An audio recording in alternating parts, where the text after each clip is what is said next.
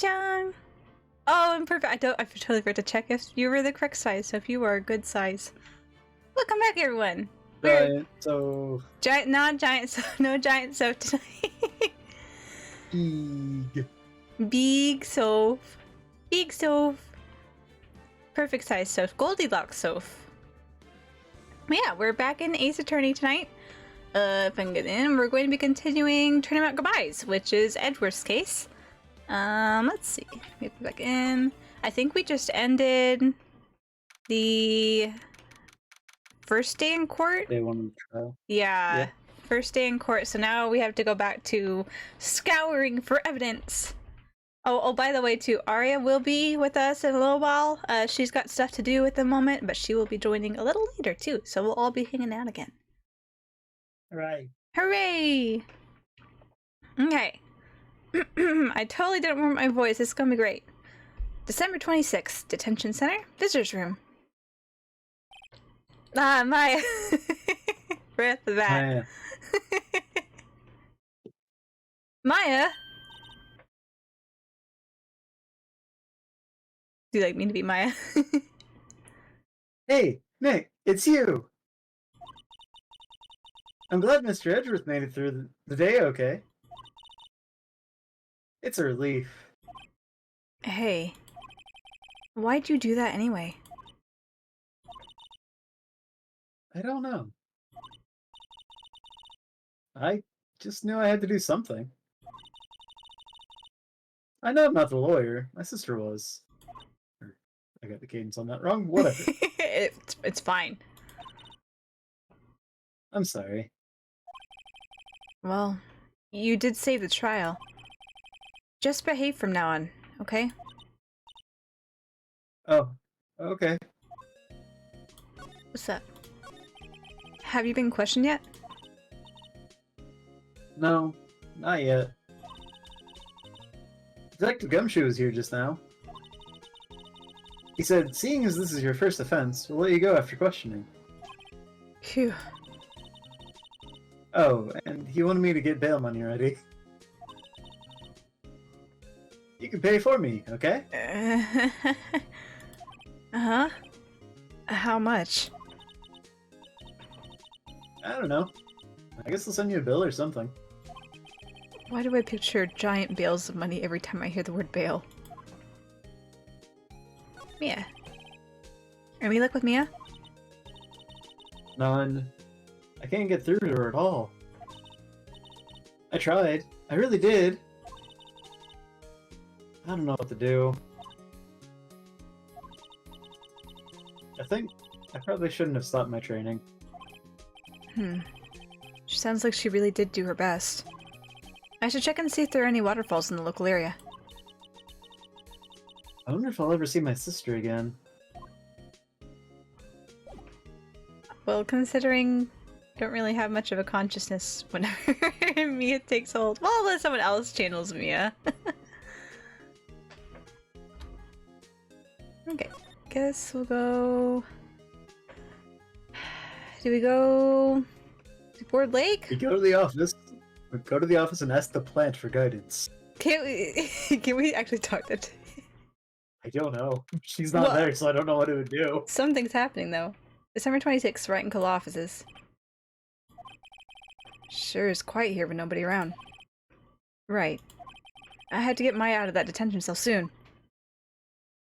Can we talk to you? Was it Charlie? Charlie! Yeah! Mia's favorite plant. Its name is Charlie. Maya's gotten the knack of watering it lately. Charlie's been perking up these days. Good for you, Charlie. Unfortunately, Charlie can't talk back, but we can talk to Charlie. I guess back to the lake. December 26th, Gourd Lake Park, entrance. There are fewer than there were yesterday, but the cops are still around the park. I wonder if Detective Gumshoe's here today. Yeah. Well, I guess I don't see anything out of the window. Let's just go in. Anybody home?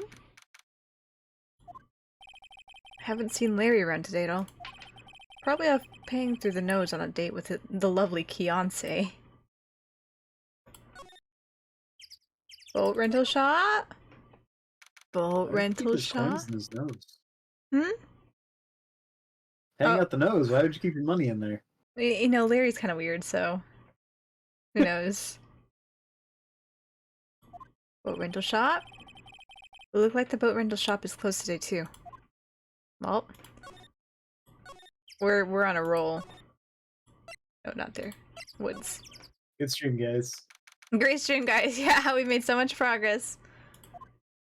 Are you? Nope. Hey, hey, Detective Gumshoe. Hey, pal. I'm camping here. The trial today, Yes. What about the trial? well, I was going to say good show, but it wasn't really all that. Thanks. I tried. We did save Mr. Edgeworth, I guess. I just wasn't sure how to thank you, you know? Thanks. Tomorrow's trial. Detective Gumshoe? Any idea what strategy Von Karma is planning for tomorrow?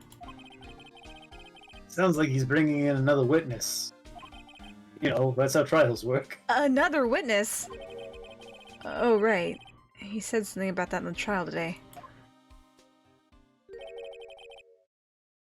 There were 2 witnesses. I was wondering who that other witness was.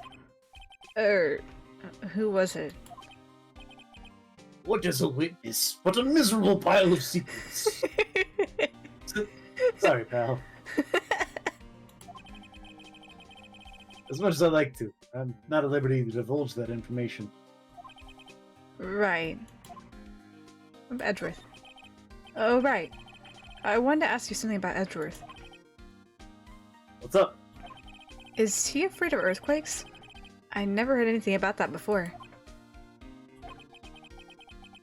Mr. Edgeworth doesn't talk about himself too much, see? But there's one thing that's clear as day. Him hating crime the way he does, and him becoming a prosecutor, and him being scared of earthquakes, One of these things is not like the other. and my name being Gumshoe, and your Phoenix Wright, and there's a no camping sign over there, and then there's a boat shop that's been closed for days. For days. It all started with that incident. The DL6 incident? Yep, that's the one. 15 years ago, when he saw his father shot before his very eyes. He still feels the pain now. You can see it in his eyes. Hold up, Maya. I wanted to talk to you about Maya Fey. Huh? He's not on bail yet? That's strange. Told me where to go as soon as they had their report written up. Man. I don't know what would have happened in that courtroom today if it weren't for her. Seeing her getting dragged out by the bailiff. I'll be honest with you, pal. I shed a tear or two. Mr. Edgeworth, he was so moved I saw his lip trembling.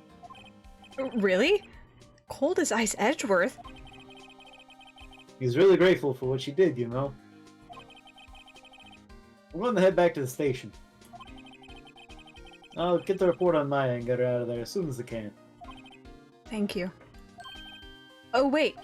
I was wondering, how much is bail going to be? Don't worry about that. Mr. Edgeworth is posting the whole amount. What? Edgeworth. Didn't I tell you? He's grateful to her for what she did. Alright, pal. Well, don't forget to go pick her up, okay? Even though nobody here drives. Except for Lana.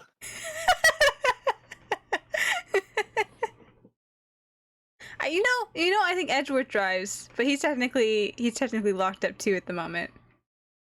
Yeah. You just gotta stay at the detention center until Edgeworth's out. So he can drive you. So he can drive you home. Maybe I can get Edgeworth to pay this month's rent too. Well, he is a client of yours, so Technically, he will be paying this month's rent. technically, yeah. You know what? This might be our first paying client. I'm trying to think. Well, okay. You know, what's his face? The last guy. Oh no, Will Powers. Will Powers probably paid us. I think he probably paid us. I wanted to call him Miles Prower, but that's mostly wrong. Miles Power. No, Miles Prower is Miles Power. Tails' name from Oh, Sonic. I see. I don't know the Sonic lore. It's a dumb joke because it's miles per hour. Oh, Miles per hour. yeah, and they go fast. Yep. Dang. There's your random Sonic fact of the day. I know I needed it. I need it. I don't have enough Sonic facts in my day, so. Oh no, I need to add Sonic facts to my repertoire now. It's like, you know, you go on the chat bot and you set up the timers where it'll say a message in chat. It's just like we need to just what's the word? Revolve your facts of the day.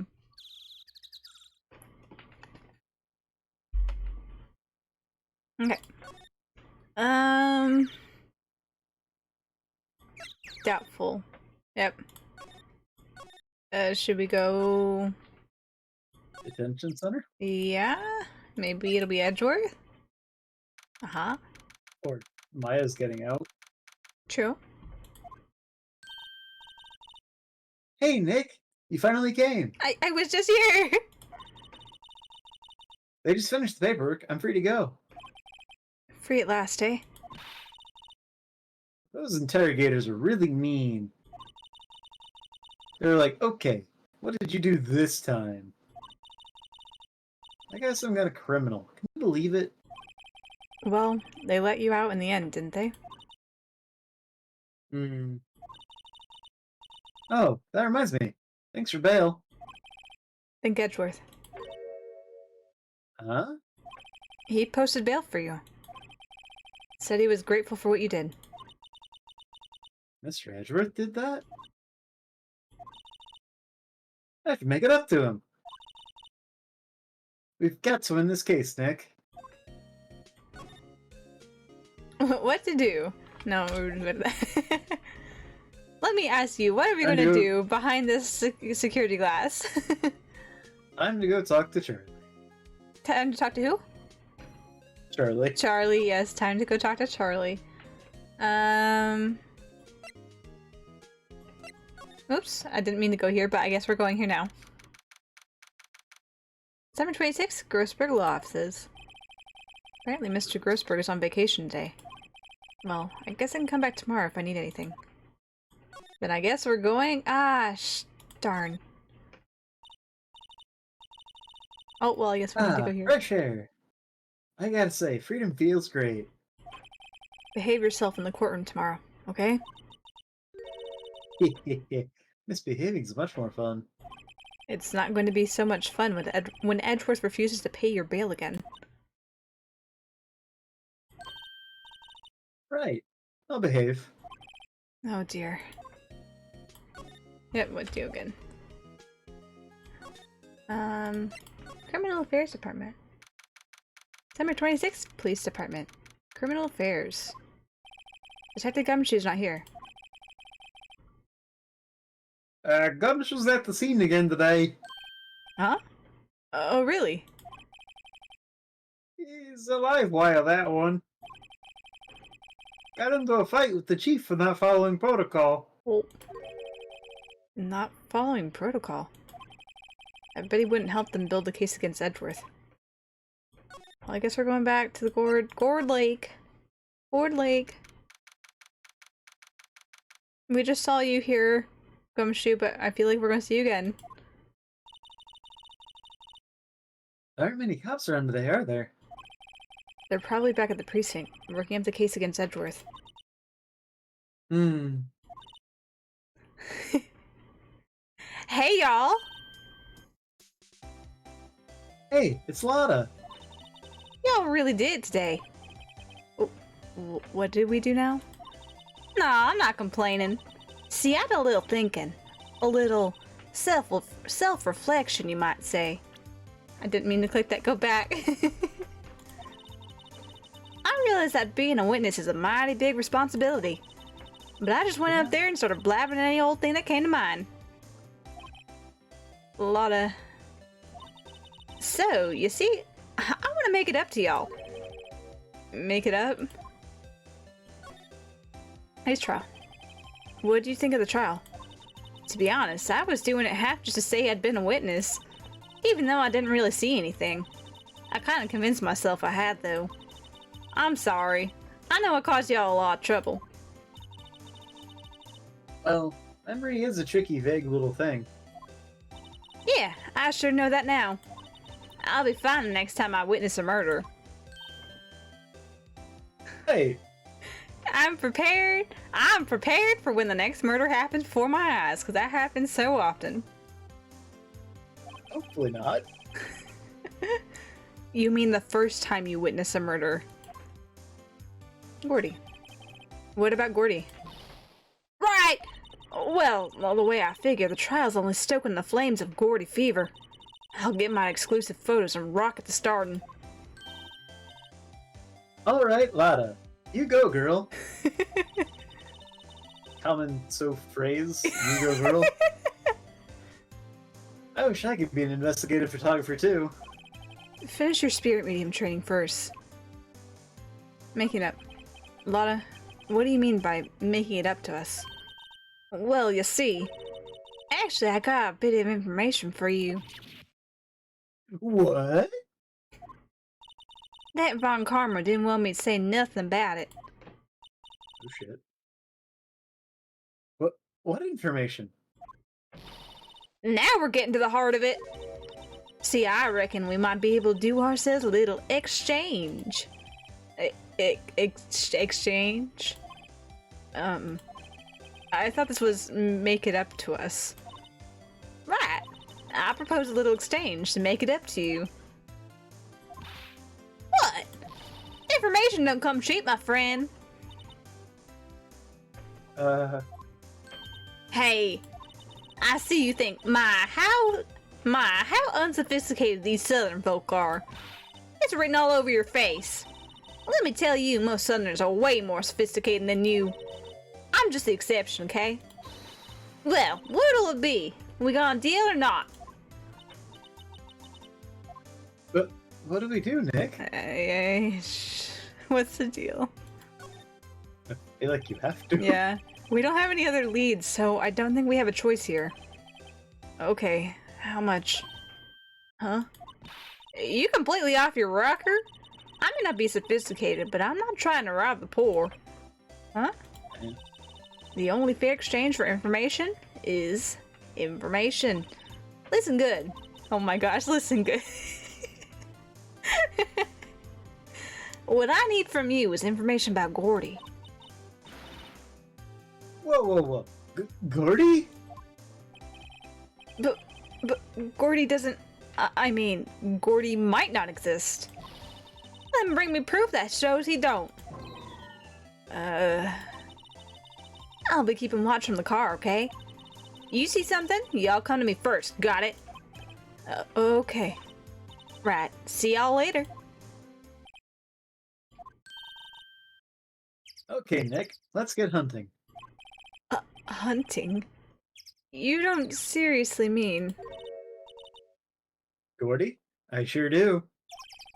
What about Edgeworth? We're searching for Gordy for him, Nick.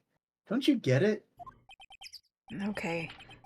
And how exactly do we search for a make-believe monster? Maybe we can find a monster myth specialist? Go stick our fingers in the water and be like, Gordy! Come here! Go noodling for the Loch Ness Monster? Yeah, just go noodling. You know, that would probably be like a, what's the word? We'd be a man after Lotta's own heart, you know? If she could catch the Loch Ness Monster by noodling, then I think that would just make her day.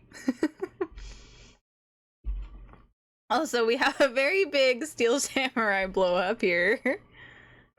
Summer 26th, Yeah. Gourd Lake, Public Beach. Oh, what's that? The Steel Samurai, Nick. Yo, Maya! Larry, what the heck is that? It's the Steel Samurai, Nick.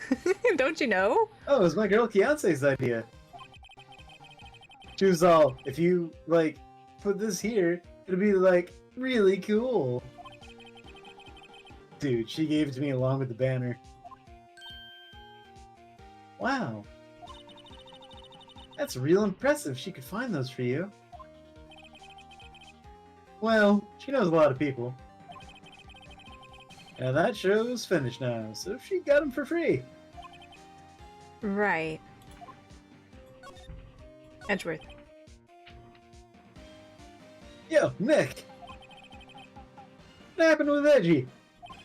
Well, we made it through the first day in court, alright? I don't know how good our prospects are from here on, though.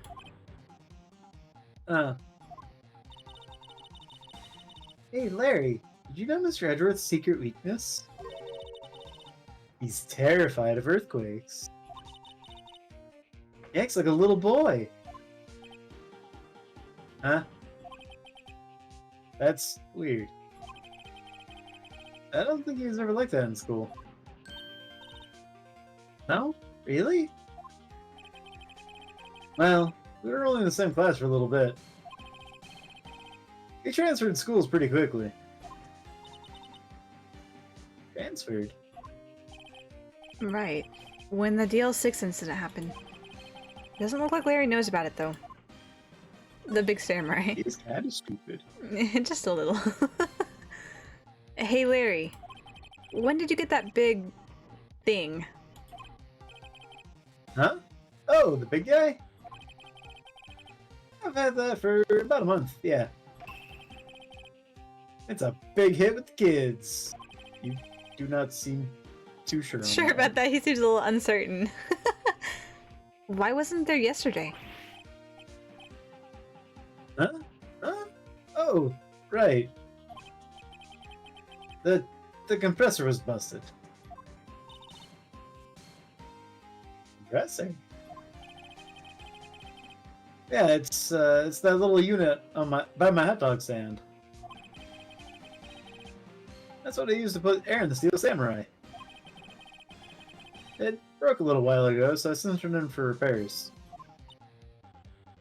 Oh. And here I thought you'd inflated it by yourself. You can go get Full of hot air! if you want help. I know a lady that's full of hot air. She could help you out. There's a few of those in this game. There is a few. I'm thinking of one specifically though. What rental shop? Examine the Steel Samurai. Oh right, I should probably do that. I don't know. I was like, okay, Larry, I want to go see the boat shop now. Make sure it's still closed. Yeah, make sure it's still closed. It's always so quiet here. I wonder if the boat shop is closed for good. Well, with the murder on the lake and all, they're probably just taking a vacation until it blows over. They're closed for evil. I get it. Okay, let's go look at the Steel Samurai. Wow, look at him. Doesn't that Steel Samurai look a little out of place? I mean, it's so huge. I guess it's good for advertising. Something about the Steel Samurai just doesn't work for me. Huh? Really? Looks pretty well made to me. Still in us, aren't you, Nick? Really? True connoisseurs like Cody and me don't fall for this kind of stuff.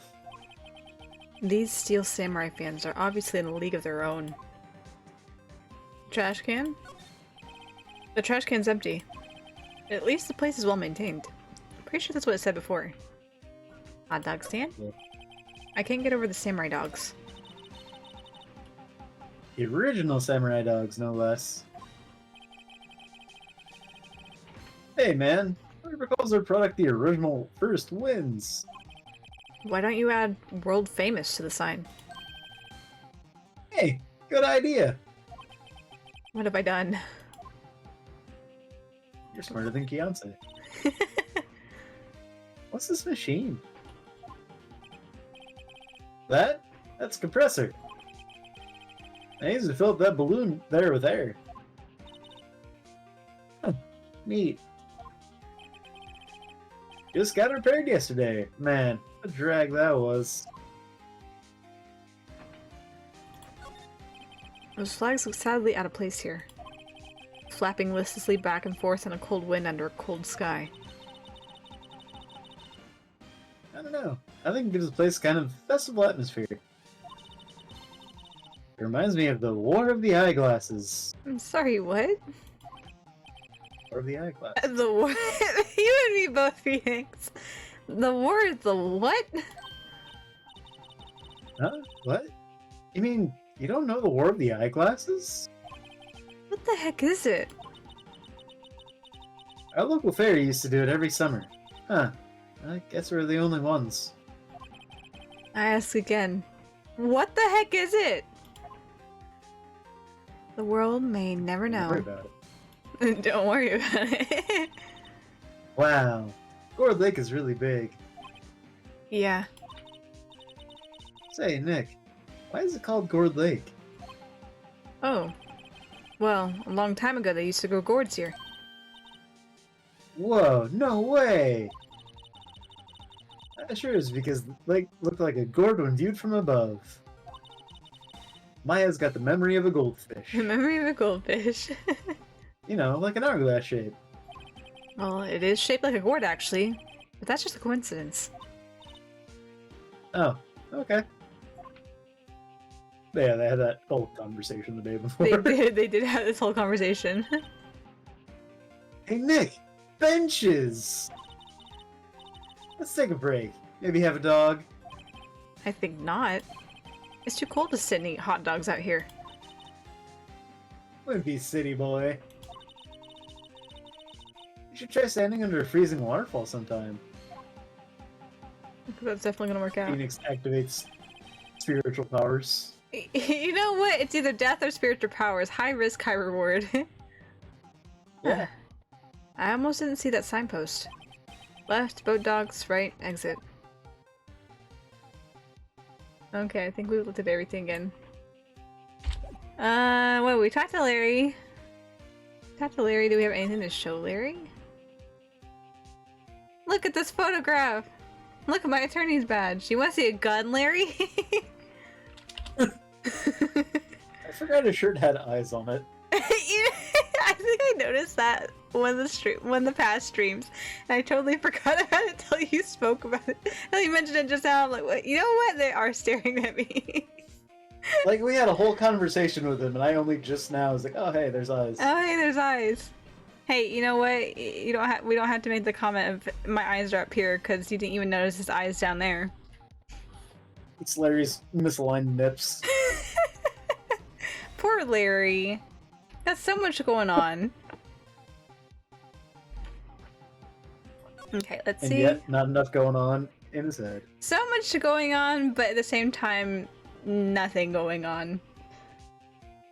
Okay, we're looking for Gordy. So, can we ask you about Gordy? Oh, we can, probably. I don't know if this will give us any more information, but we can try to see if he has any more information on it. Proceed. I thought he gave it to us. I know he did, but I'd just like to prompt the conversation of, let's talk more about this particular topic.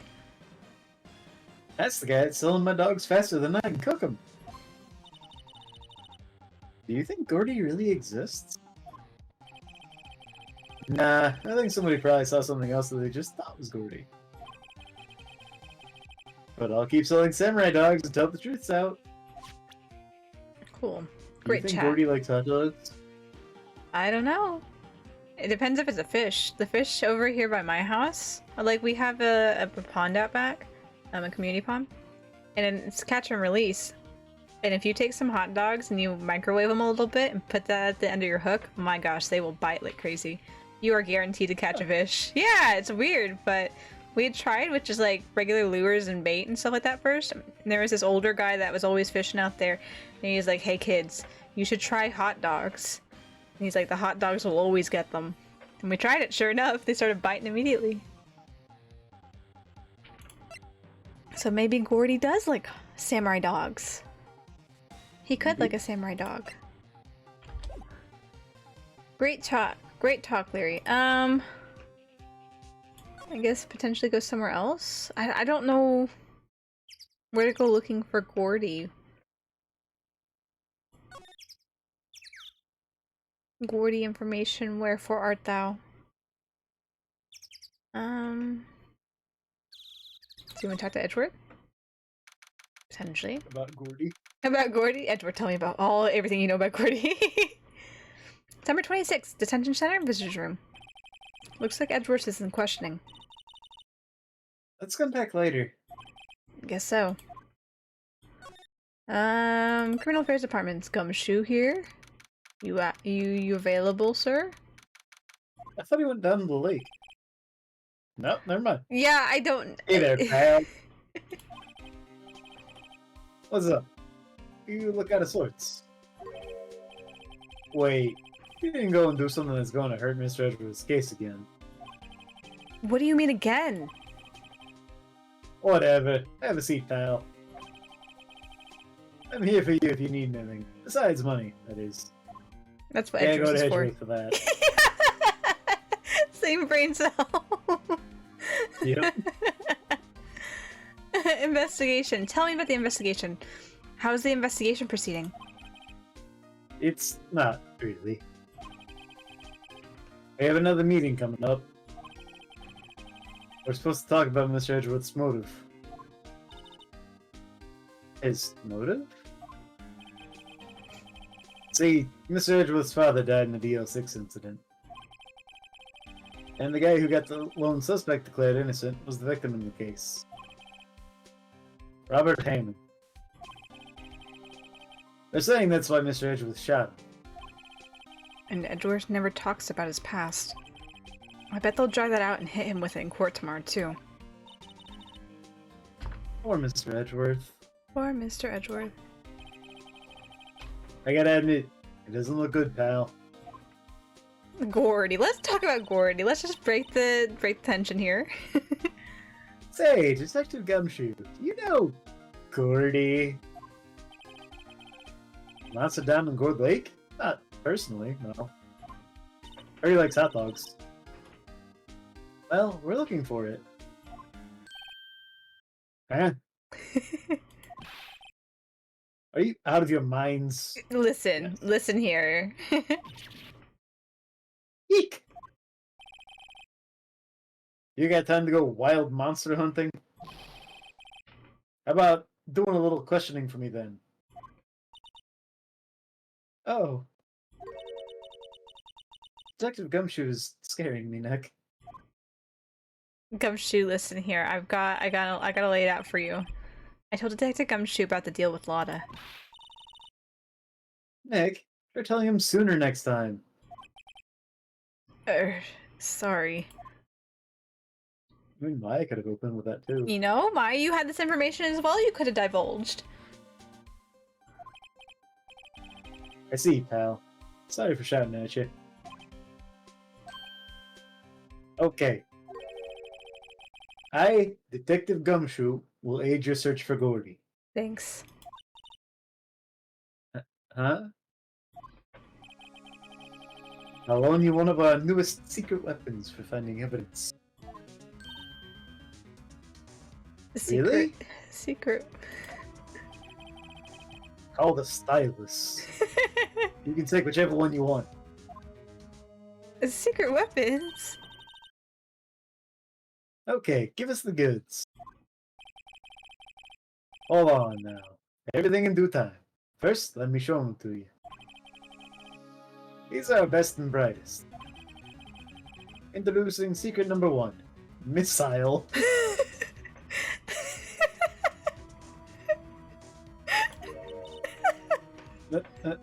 Missile? Okay. He's a canine police dog, still in training. Okay. Missile! Yeah, boy. Wolf? Here he is. Hey, he's cute. Look, Nick, cute dog. A cute dog. And this will help us... how? Woof. 1-1. Next, secret weapon number 2. A fishing pole. Here, this is my own personal pole. Put some hot dogs at the end of it. Yep. Detective Gumshoe. We're looking for a monster. Yeah. How are we supposed to catch a whole sea monster with a fishing pole? Hot dogs. Never know till you try, pal. Okay. This next one is the last one. No, please. I'm already overwhelmed by our choices. Secret weapon number 3. A metal detector. I thought you were gonna be like, secret weapon number 3. A gun. God, I already Yeah. have one of those. I can't use that one though. We can't use it, that's true. Detective Gumshoe. We're looking for something alive. Right. How are we supposed to find it with a metal detector? You never know. It might have been eating soda cans. Well, truly be. I can't make up my mind, Nick. It all seems so perfect. I can't make up my mind either. For the totally opposite reason. Oh well. Suppose it can't hurt to borrow one of them. I guess you just return one if it doesn't work out. I guess so? I can't remember what it is. I can't remember what it is. Well, we gotta progress the story somehow, right? If it doesn't work, then there has to be like a alternate route, right? Like we can come back. Yeah. Because there's not really like the only game over you get in Phoenix, right? Is whenever you die in court. When the judge kills you outright. Mm-hmm. It's not homicide if it's in a court of law. Okay. I don't think that's true. Let's water the dog. Let's see what the dog is about. Can we borrow a missile? Sure thing, pal. Be good to him. We'll take very good care of him. Feed him some hot dogs. He's so cute. Oh boy. K9 unit missile borrowed from Detective Gumshoe. A K9 unit in training. Very cute with shiny eyes. May it please the court record gods. May it please the court record gods. Okay, let's go back. Forward Lake, here we come. Public Beach. Hey, Nick.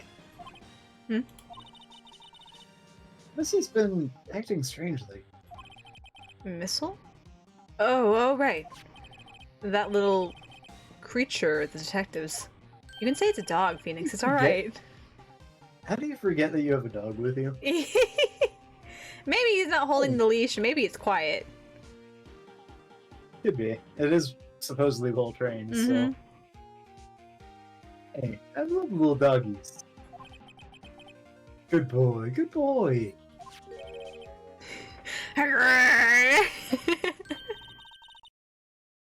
What's wrong, Missy? Oh my gosh, it's like a car alarm. Eek. Missile. Missile.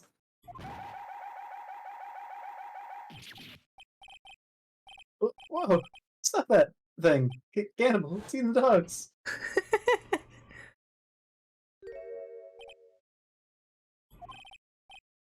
Samurai dogs. Sniff. Wow. He ate every single one. I'm sorry, Larry. Sorry. Sorry doesn't pay my bills, Nick. It's going to have to this time.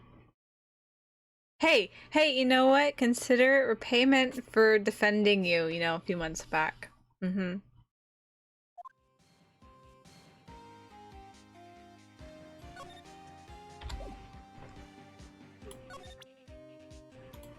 Missile. Missile's contribution to the case was just bankrupting Larry. Bankrupting Larry. Perfect. Let's see if he has anything to say in the other areas. Missile. Anything strange over here, boy? There's a lot of. Hey, y'all! Well, y'all find anything out about Gordy? No, nothing. Well, keep moving. It gets cold out here at midnight. At midnight? At nighttime. It is a little chilly. I think I have to sneeze. Whoa! No, you don't! No sneezing!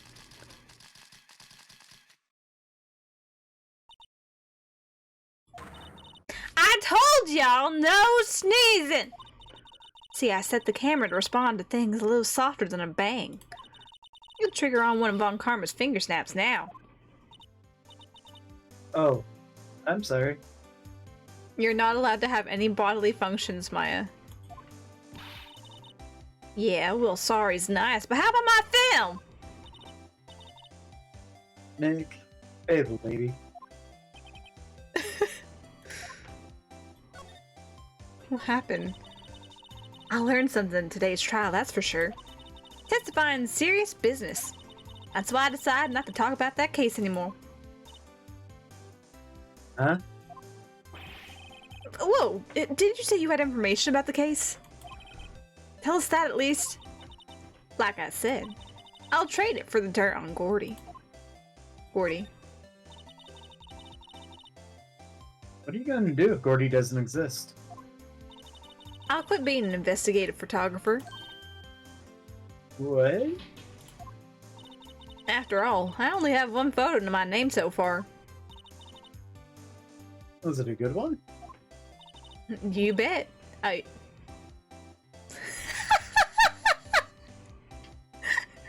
You bet! A UFO! A UFO? Anyway, if I can't get a career making photo this time around, then that's it. I'll quit and go back to school. Huh? So you really are a university student? Yeah, well, I'm taking a break for a bit. Right. Okay. Do we I guess it just leaves it open for when you have the actually get evidence the to Gordy show? info? Yeah. Okay. I guess we'll go. Boat dock. Missile, do you have anything to say about the closed boat rental shop? Nope. Why would he? Well, Missile. Time to go I guess back. it was Mrs.'s contribution. we figured it out. You've been incredibly helpful. Gumshoe. Detective Gumshoe, can we borrow one of the other things? Yeah, sure, pal. But I have to take back the last one I lent you. Department policy. Well, take your pick. Which will it be? If it's your personal fishing pole, why does department policy matter on that one? Because he said so. Fishing pole. It's a game mechanic, pal. Don't worry about it. Yeah. Can we borrow that flimsy looking fishing pole? Sure thing, pal. Oh, if it breaks, be sure to dispose of it properly, okay?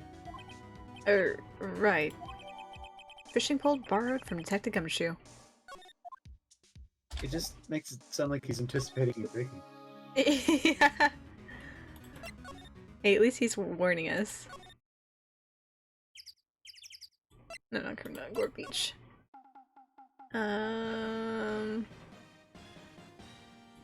We present it. What do you think of my fishing pole, Larry?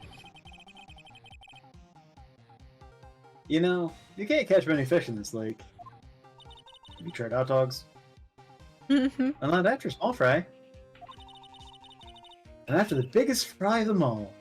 French fries. I mean, Gordy. French fries. You really going to try to fish out a monster? Is save Edgeworth? Yes. Brings a tear to my eye in more ways than one. Cool. I guess that has no purpose here. What about the woods? Oh.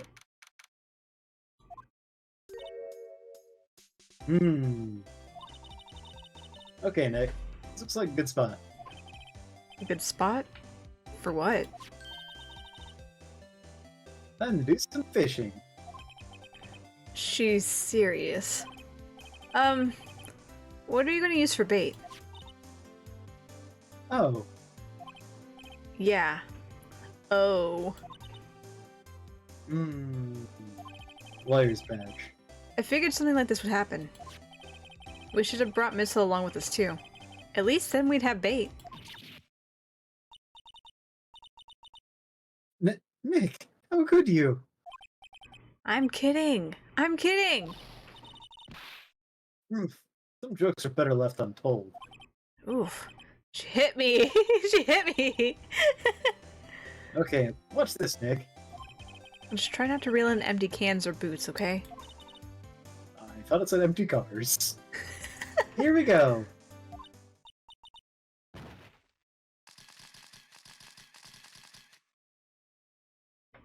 Yup. Lana, maybe you should adjust The just sensitivity. turn off the camera anytime we're around. Yeah. But when Gordy comes out. Hey! What are y'all doing? Sorry, Lana. Don't tell me y'all are on some film company's payroll. Nick, hair. My poor wallet. Sorry, Lotta. Sorry, Lotta. We're gonna go. Lana, I know they weren't as popular at the time this game came out, but you just get a digital camera. Yeah, you get a digital camera. You got this. You got this whole fancy setup. You can get a digital camera, right? They weren't as commonplace, but they did exist when the game came out. They did exist. Move. No, I didn't want to go to the detention. Criminal affairs. Alright, Edgeworth. We're gonna cast the line and pull you out of here. Hey, Edgeworth. Here's my pickup line. Did it hook you? Secret Feelings weapon. have become even more complicated. Even more complicated. Detective Gumshoe, can we borrow one of the other things? Yeah, sure, pal. But I take the last one I'll let you, department policy. Yep. I'll take a big, which one will be? The metal detector, please. Can we borrow that metal detector? Sure thing, pal. I'm not sure what we're going to find with this. Remember, you're hunting for a monster. Anything is possible. Anything. Gordy is not so much a sea creature, but an automaton that lives in the water.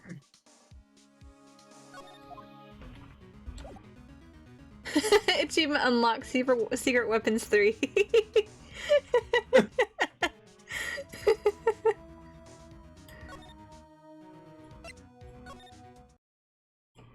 Okay, let's go hunting.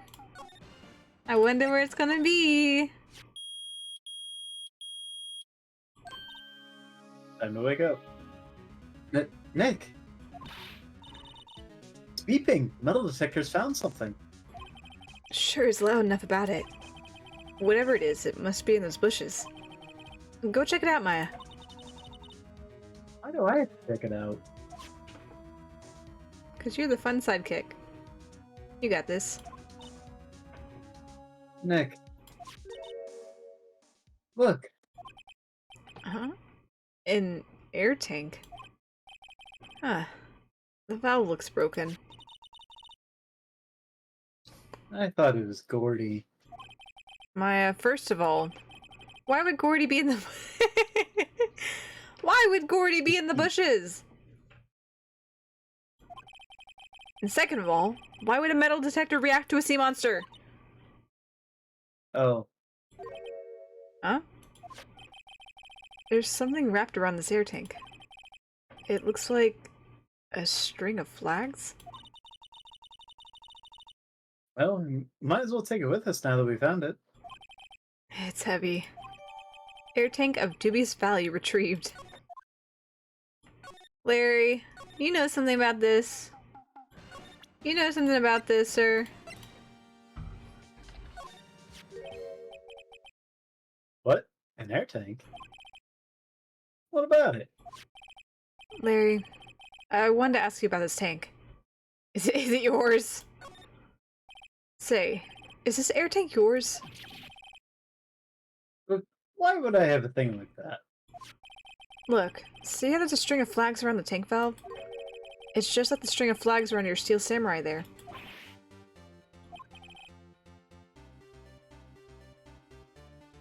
Must be a coincidence. Larry, please, this is for Edgeworth's sake. There's strings of flags everywhere these days.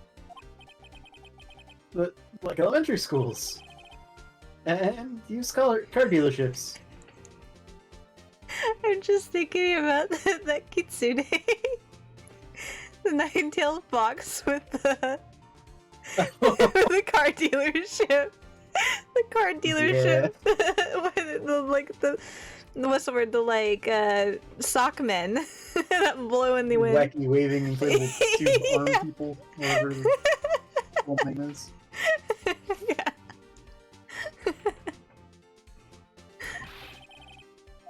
But look, why would I need a tank anyway? To go diving for Gordy. To inflate something. You used this to inflate that, didn't you? Inflate what? What else? Your ego. That big puffy steel samurai!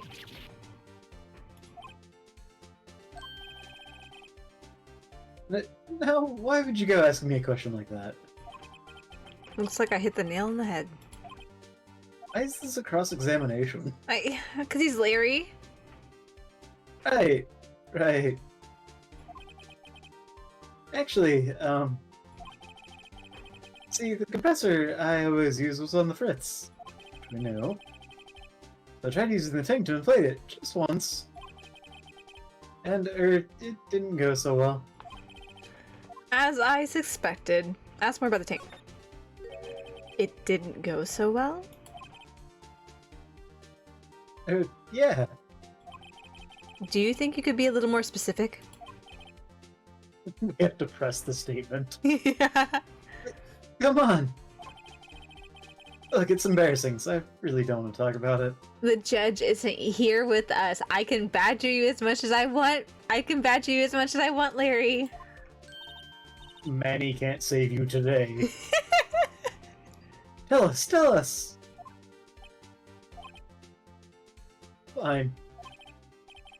Whatever, it's like what I said. Yeah, it's like what I said, the compressor was busted. So I took the tank and tried to fill the samurai up with that. And then... blam.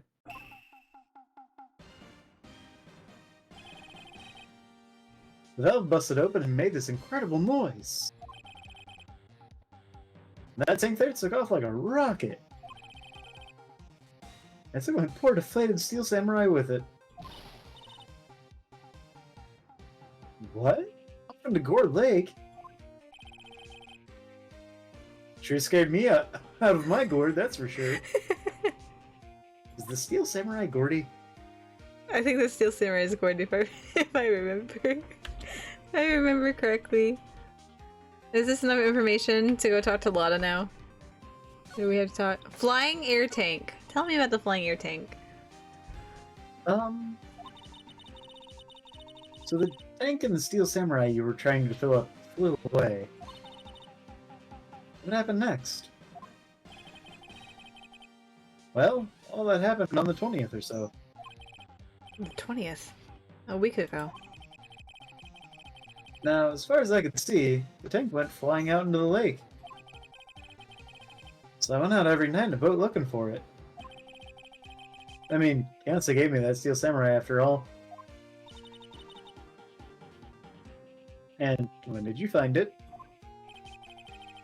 Just the night before last. Flew way out there. took me 4 whole days to find it. The night before last was the night of the murder. It was Larry all along. Larry, how could you? Sorry for not telling you, Nick. That is a face. Actually, I was here on the night of the murder. But you see, I went home before midnight.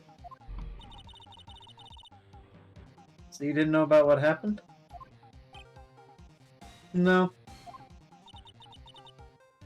That's too bad. It's not all bad.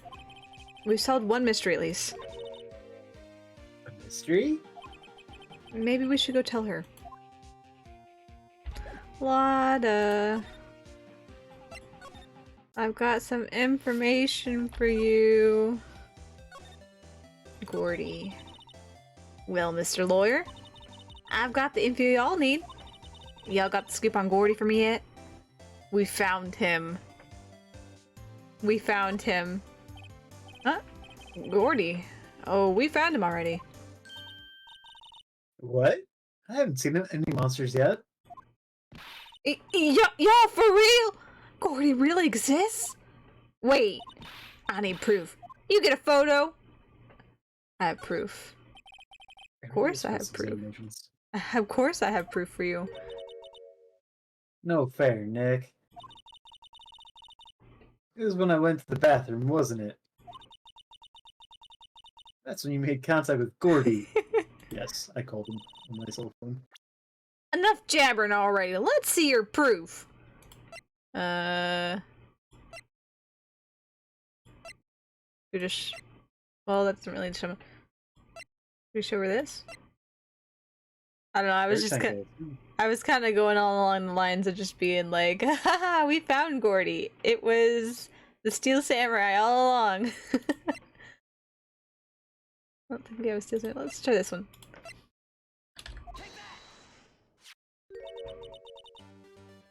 Larry's air tank. It's got the tense music too. Oh my gosh. What are y'all doing with an air tank? This is Gordy. Excuse me? Look, what exactly are you saying, Nick? Well, so hello. Hello, Ray. Welcome in. It is indeed Ace Attorney. You're playing through the Great Ace Attorney Chronicles. We are working our way to the Great Ace Attorney Chronicles. Soph got me the game a while back. And so I was like, you know what? I've been wanting to play the original trilogy again anyhow, so we're slowly working through them. I hope you enjoy stream.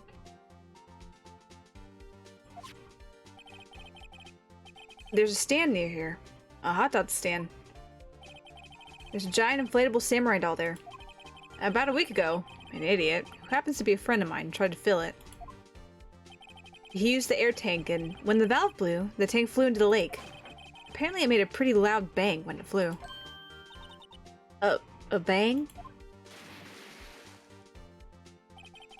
The tank, along with the still deflated samurai, fell into the lake. At the same time, a couple was taking a photograph of the lake. This photo. Wait. So, you're saying that Gordy is really the Steel Samurai? Mm-hmm. Well, Damn. that's a fine way to ruin a gal's dreams. I'm sorry, Lotta. Nah, it's okay. You win. I'll give you your info, like I promised. Poor Lotta. Case information. So, tell us this information you have. Promise is a promise, I guess. I've heard the cops around here saying something about the witness tomorrow. They said he's the caretaker of the boat rental place up the path there. Boat rental? Yeah, the place has been closed every time we go by it. There's someone there? I mean, it looks so deserted. Just an old guy living all by himself.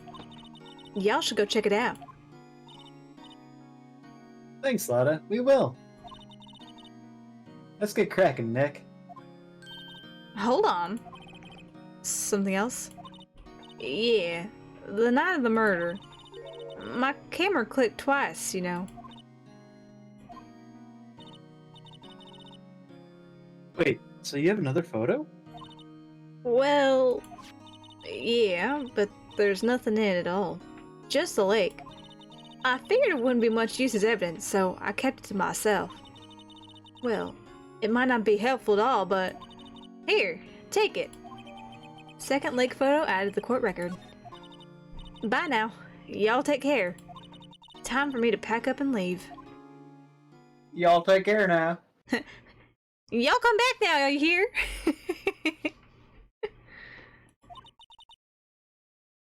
Poor Lotta. It's all Larry's fault. The legend still lives on, I guess. The legend? Yeah, the legend. Yeah, So good. the legend of Larry, familiar to all who know him for any length of time. When something smells, it's usually the butts. Someone should whip that butts into shape. My, y'all take care now, y'all here. Oh my gosh, I like voicing Lada a lot. It's an opportunity for me to really just sink into, I guess, the vernacular. Not something I do too often. Bye, Lada. Okay, so... boat rental shop. Finally? I know, it's always Larry. Always Larry.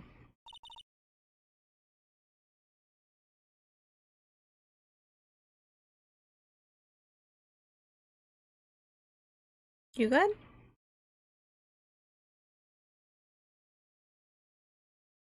Soph?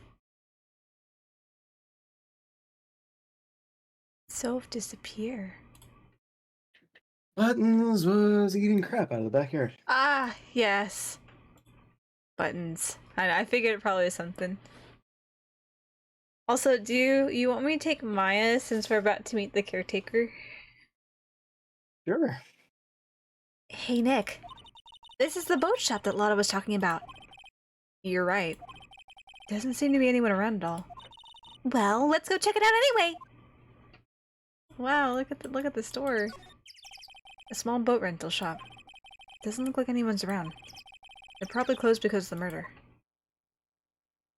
Boats. There's some boats floating at the dock. The murder took place in a boat from this dock. Apparently the police took away the actual boat that was used that night. Indeed, there's space for one more boat at the dock. I said the word dock like 4 times in that one time period there. Move? Oh, we can just go in. We could just barge on in. December 26th, caretaker shop. Meg! That you? Eek! Hey, is that Keith with you? Where have you two been? I've been worried sick. Nick, you handle this. I think I'll leave this one up to you, Maya.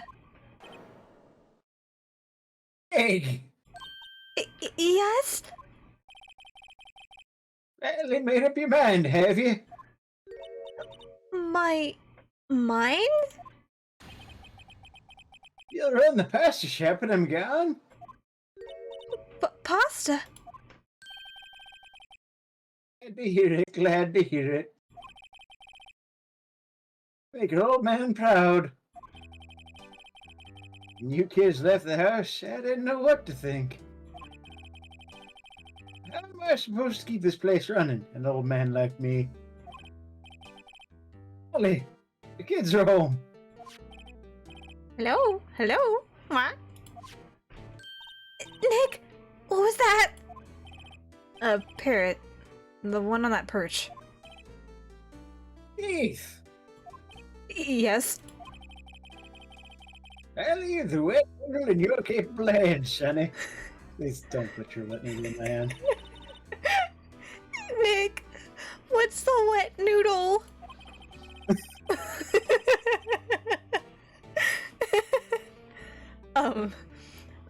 Based on the available evidence, I'd say it's the name of his pasta shop. It's a relief, isn't it, Pally? Hello? Hello? What? Hey.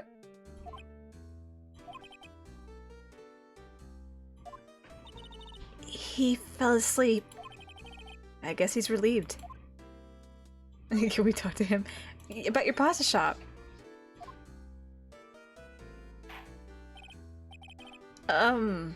A pasta shop?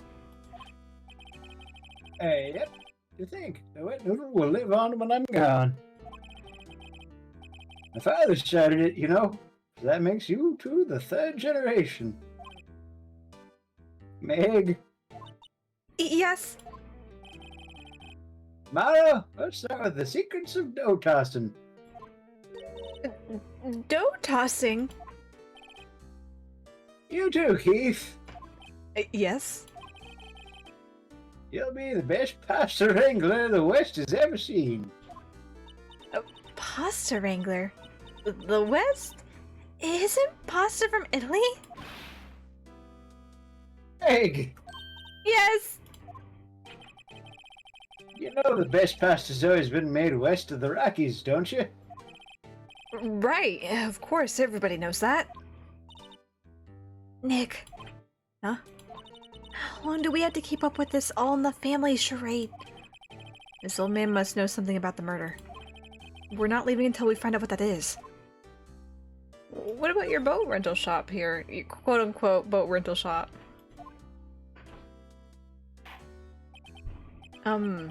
This is a boat rental shop, right? What are you talking about? This is the Palace of Pasta, the wet noodle. Oh, now that you mention it, we haven't got many orders for spaghetti lately. The kids come up and say, "Yo, dude, I'm riding one of your boats." That's why I keep them boats out there. Youngsters these days, darned if I understand them. I'm pretty confused myself. Nick, this isn't going anywhere. This old man's the witness tomorrow, right? We've got to find some way of getting information out of him. Well... Let's look around. It looks like a kitchen unit. It's pretty clean.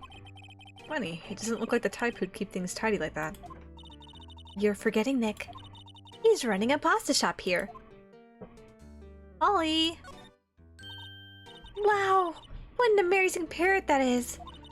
Good morning! Hello? He ignored me.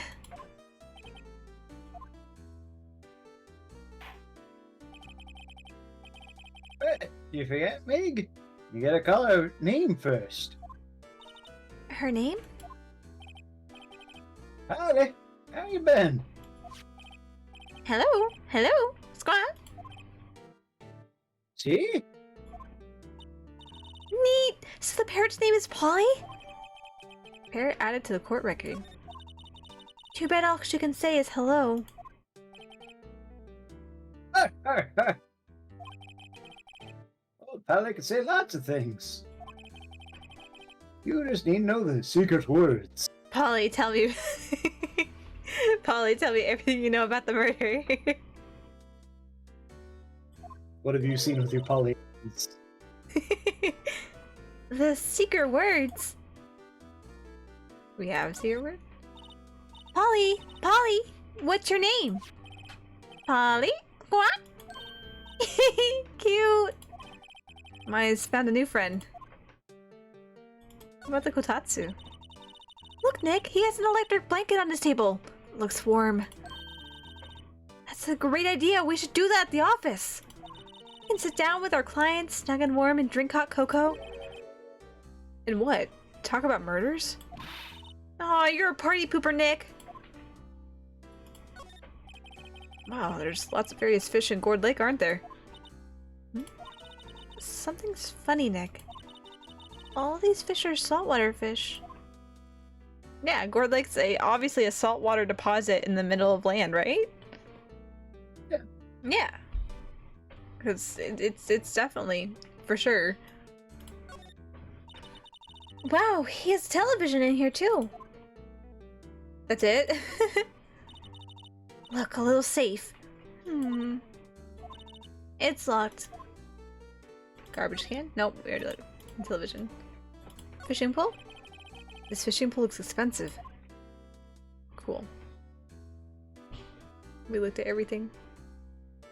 We noted everything. We can't talk about anything else. Polly! Yes, we didn't talk about Polly.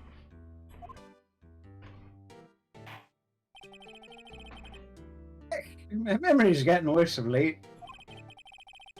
That's right, just did everything important to old Polly here. Everything? Important? I wonder. Polly, what's the number to the safe? 1, 2, 2, 8? What? All right! Hey, Polly, what you, will ya? See, Nick? All it takes is a little clever thinking. And the criminal mind. Quick, Nick! Write that number down! Hey, don't get me involved in your little heist schemes. So now we can examine it.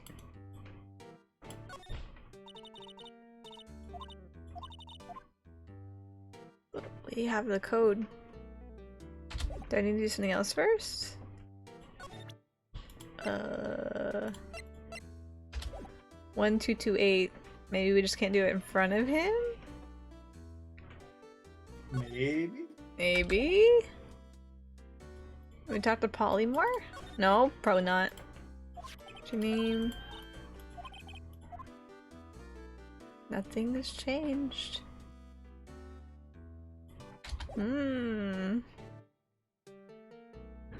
I guess we leave now? I guess it's all we can get for now? Feels weird. I know, it does feel weird to leave at this point in time, but I don't know. Oh, we should ask him about the murder, I guess. Let's present. Have you heard about Gordy?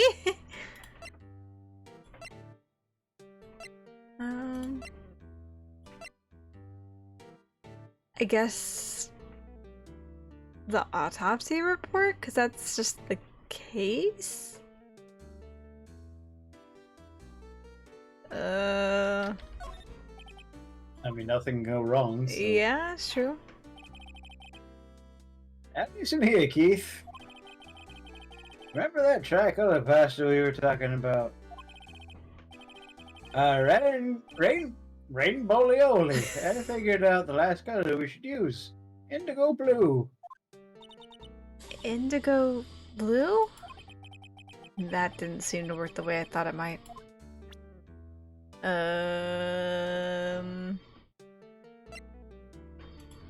Look at this photograph.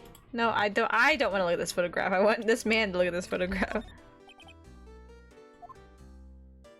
Same thing. Probably. Yep. Listen here, Keith. Rainbow-leoli. Rainbow-leoli. Listen here, Pops. Listen here. Tell me everything you know about the murder.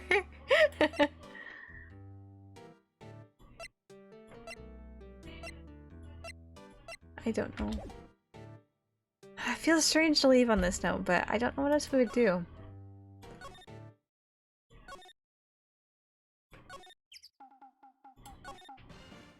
Let's just see if there's anything else that triggers. We go talk to Edgeworth? Nope. What about Grossberg? Nope. Gumshoe? Okay. Maybe. Depends. Maybe he might not be here. Detective Gumshoe's in here. Now that you mention it, didn't he say he had a meeting to go to? Ah, that's right. Let's come back later. What are we supposed to do? Move. Forward Lake. Okay. Lotta's not gonna have anything, is she? She's not here. Okay, old man. How do we get you to talk about Murder.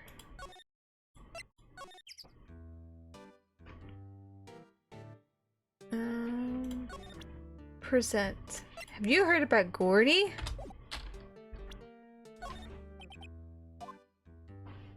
I don't want to talk about Rainbow Lioli.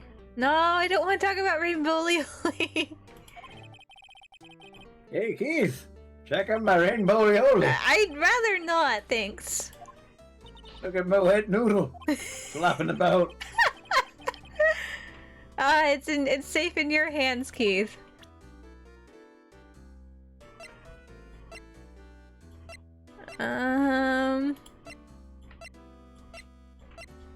Listen here, Pops. I'm an attorney. A defense attorney. Don't talk about Rainbow Lioli. Oh! It actually worked! I didn't think it would work!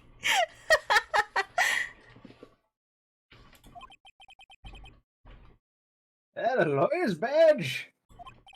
Yes, it is. I don't believe it. This old guy is the first person to recognize my badge. I get it. Huh? Hey, I got you figured out now. You're not Keith. Nick! Now's our chance to clear things up! Sir. No, I'm not Keith. And I'm not Meg either! We're here investigating a murder that took place that took place on this lake the other night. Please help us. A lawyer, huh? Please, mister. Alright, I'll help. But on one condition. I need you to find proof of Gordy. I've already got that. Perfect. That's the best thing you could ask for us. What's that? When this case is over and done, you'll run the wet noodle. I promise to run the noodle. Okay, we promise. Nick! Are you sure about this? Hey, anything to get this case solved. Also, who wouldn't want to eat Phoenix noodles? I guess so. You could have said Nick Noodles and gotten the alliteration, but no. No. Well, obviously we know I don't think that's his forte. Nicoodles. Nicoodles. With his rainbioli. Ravioli. Yes, my boy. Good for you, Keith. Wait, didn't I just say... You too, Meg. Yes? You bring a tear to your old man's eye, you know. Oh, what is that you want to know? Speak up, Polly. Hello? Hello? Squat? Now he's talking to the bird again. How do we get him to talk to us? Don't have any options? No.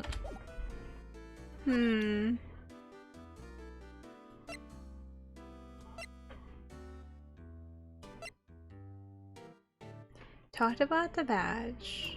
Didn't care about the autopsy report, didn't like this. Do you like this lady? Don't talk about your Rainbow Lioli. He fell asleep.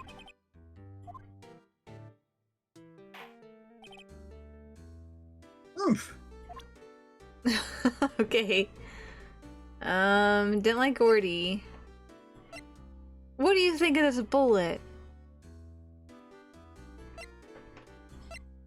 I shall show you your own parrot. Yes. Don't you love Polly? Look at her. Polly here's my only friend in the world. I killed the rest of them. Isn't that right, Polly? Hello? Hello? Squat? Hey. Cool. Enlightening information.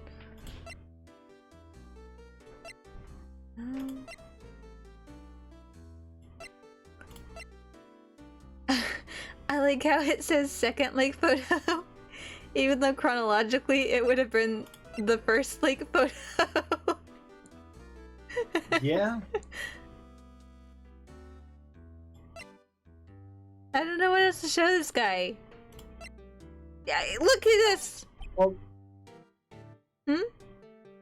now that we get permission to talk to the parrot, I don't know if previous stuff would work. Maybe, I'm not sure. We can Once go you showed see. him the autopsy report after you talked to the parrot. Maybe we can see. No, he's gonna go to sleep again. He fell asleep. And he's up. I wish I could fall asleep that fast. You know, that would be amazing. Yep. He doesn't care. He doesn't care about the updated autopsy report. Can we talk to Polly again? No. I don't know. What do you think about a camera, huh? Does not care. It still doesn't feel like we've like picked. We haven't hit like a resolute. Okay, we're done with this section type of feeling, you know? Yeah. It'd feel weird to just be 'Cause, like, I mean, I'm leaving now. we're supposed to ask something about the murder, and I don't think Yeah. that really I'm trying my best this year and it's not working out. And there was no talk options, or Yeah, we've used all the talk options. And they're all checked off right now.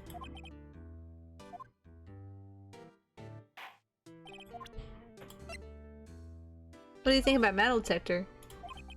Nope, just as boring. he does not. He does not think.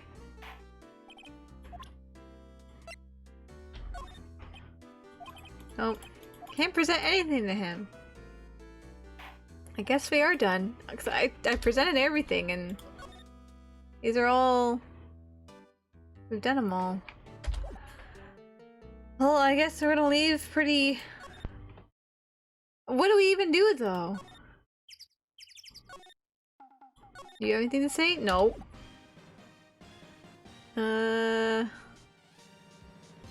don't know where else to go. Maya, what do we do? What do? Well, what should we do? I don't know. I've been in detention this whole time. I think I'll let you decide what we should do. Deal? Great, thanks. Any ideas? Well, any thoughts you want to share? Well, I was in detention all day. I think I'd like more time to think. Poor Maya. She probably thought about Mia the whole time she was in there. You're unhelpful right now, Maya.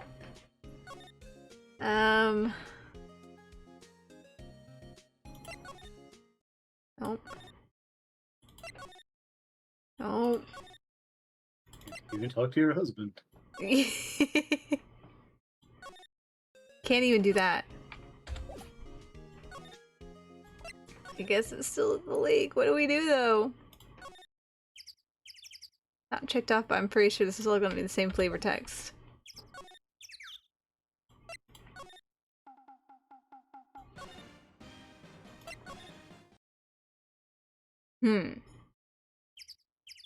I don't want to have to look up. I don't want to have to look up a tutorial. Loud's camera is staring at the lake as usual. Even a novice like me can tell that camera must cost a pretty penny. I hope she doesn't leave it out here to get stolen.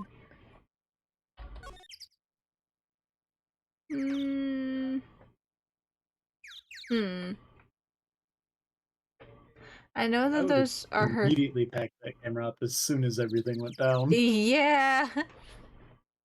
That is the most okay. Okay, depending, it could potentially be the most expensive asset she currently owns. And I know these are probably supposed to be like side mirrors, but I just keep seeing little horns on the car every time we come back here. Like weird backwards cat ears. Yeah, it does. It really does.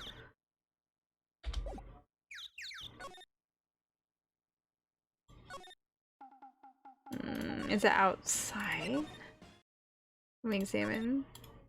Check, check, Also, it sounds like Aria's getting held up a bit longer than check. she wanted to. Probably, considering it's now 8:30. Yeah. Let's see.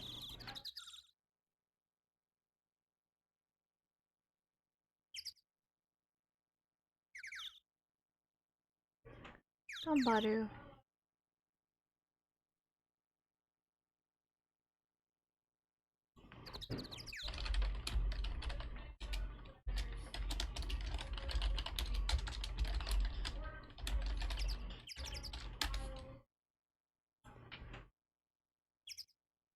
More forest out off that way. I doubt I'll find any helpful clues in there. Thanks.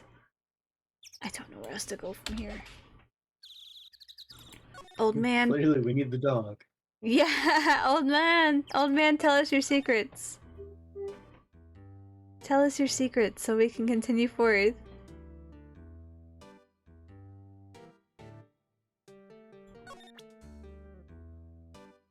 Okay, we presented everything. We've talked about everything. We've examined everything.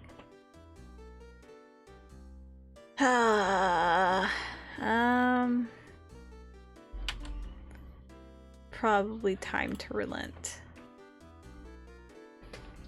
Go ahead. Pull, Ace, Attorney, or Phoenix, right. Ace Attorney. Turnabout, goodbyes. Walk through.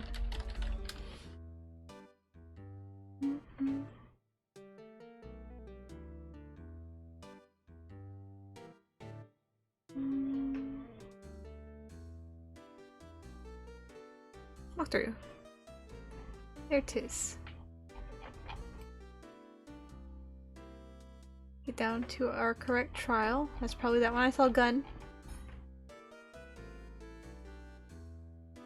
Okay. You said you saw a gun? I saw a gun. I saw a gun and it seemed to be the correct one, so. It says, it was that the CG where it's, the gun's pointed at the quote unquote camera and he says, Merry Christmas. Oh. Let's see. Trial day 2. Gumshoe's testimony, law's testimony. With the case, day 2 investigation. Where you stand. Naked Wooded Woods, Gumshoe's there. Criminal's affair, dog, fishing rod, metal detector. Public beat, going nuts. Talk to Larry. Already did that. Tell her Lord Gordy doesn't exist and show her the proof. She'll give you the second link photo evidence. Go to the boat rental shop. Old man, talk to him. It's going nowhere fast. Present the old man your attorney's badge and then promise to run the wet noodle. Now you can present useful stuff. Oh my gosh, present the lake photo and he'll give you more information. Are you joking? Are you actually joking me here? Classic Ace Attorney.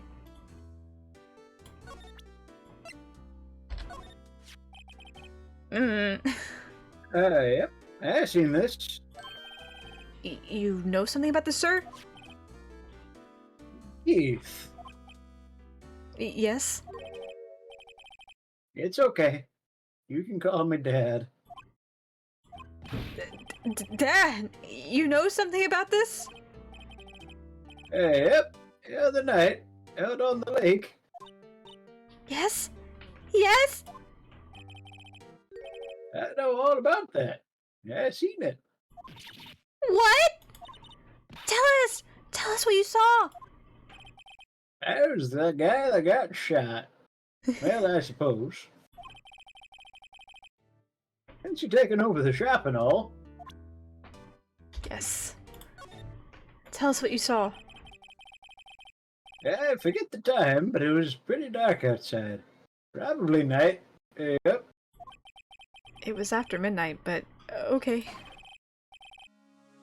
Then I heard this bang, so I looked outside. Then I heard another one, bang! I went back inside, because that's scary.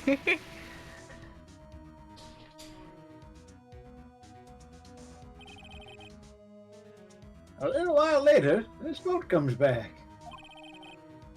And a young man walked by my window here. He was muttering something to himself. Yep. What did he say?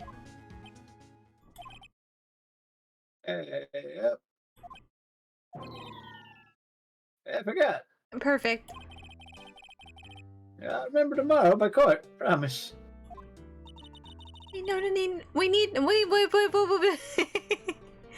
We need to know earlier than that. You know what?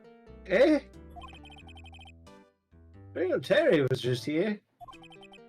Terry? That kid next door. He always used to make him cry, remember? He was wearing this tattered old coat. Got himself some whiskers growing out of his face. He must be talking about Detective Gumshoe. He comes up and tells me to come down to court tomorrow. Really? Somehow I don't think we're going to get much useful information from this guy. Maya, maybe we should be leaving. I think you're right. Oh wait, I had one more question. Huh? Polly, have we forgotten something? Oh no. Squawk! Don't forget DL6, Squawk! Huh? What did she just say, Nick? One more time, Polly. Don't forget DL6, Squawk! What? The DL6 incident? Hey, mister! I mean, Dad! This is getting weird. Who is this old guy?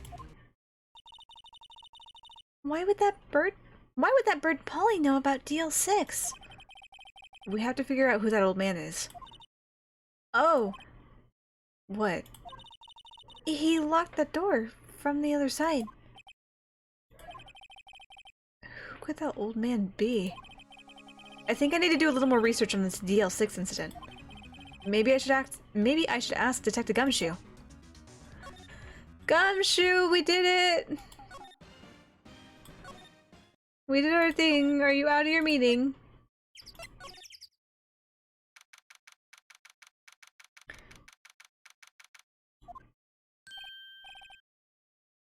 Hey, pal. Long time no see. So happy.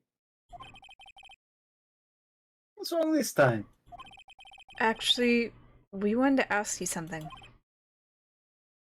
Yeah? The boat caretaker. You know the boat rental shop down at Gourd Lake? Oh, yeah. The old man who runs it is appearing as a witness in court tomorrow, right? Huh? How'd you... That's supposed to be top secret. Do you know who that old man is, Detective? Actually, I don't. He's a bit of an odd bird. I haven't been able to get a straight answer out of him.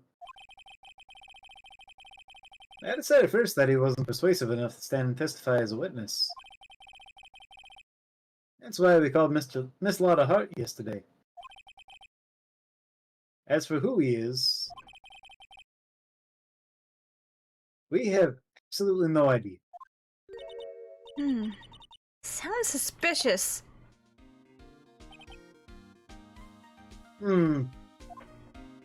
Deal 6 incident.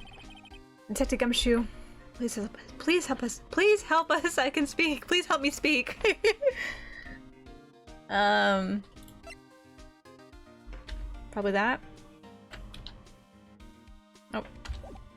I hit the wrong button, I guess. Never mind. We aren't presenting anything. That was a mistake on my part. Help us, Detective Gumshoe. Huh? We need to know about the DL6 incident. That was when Edgeworth's father died. I can't help but think that it has something to do with this current case. Tell the truth, I don't know much about DL6 either. Mr. Edgeworth forbade us from reading the file. So, I'm afraid I can't show them to you either, pal. What?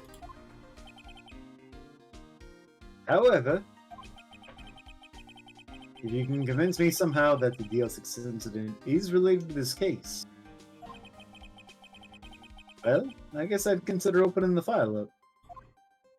Do we just present the parrot?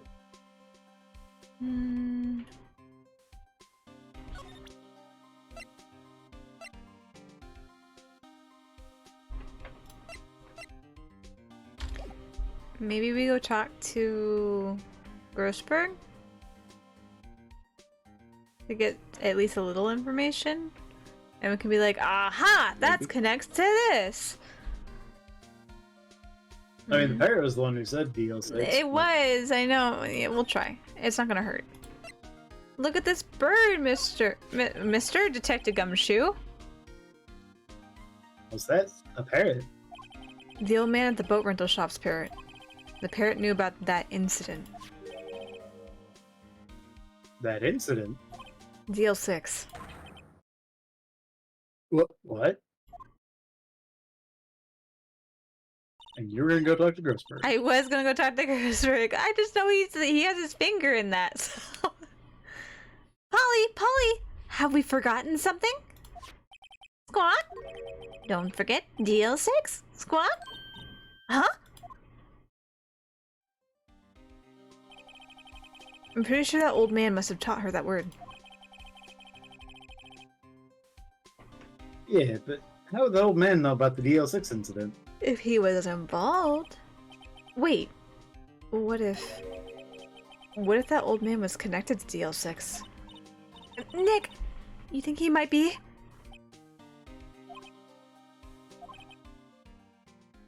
I get you.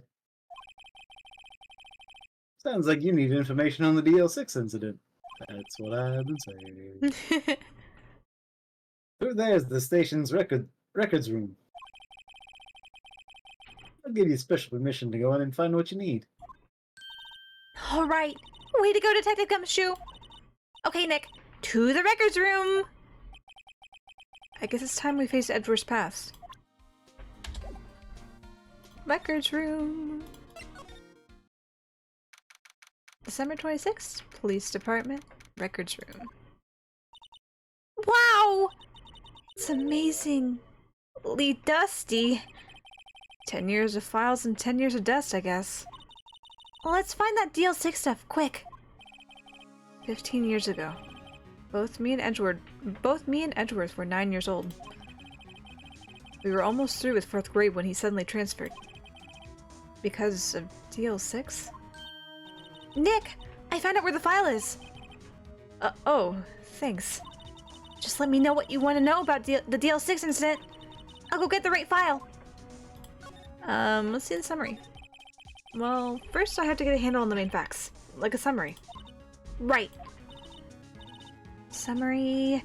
Found it! Here you go! December 28th, 2001. That's exactly 15 years ago from the day after tomorrow. So in 2 days, the case is closed. The incident took place in the elevator of the district courthouse. What? Is this the same district courthouse where we're holding the trial now? Looks like it. There was a large earthquake at 2 p.m. on that day. Part of the court building collapsed and all the lights went out.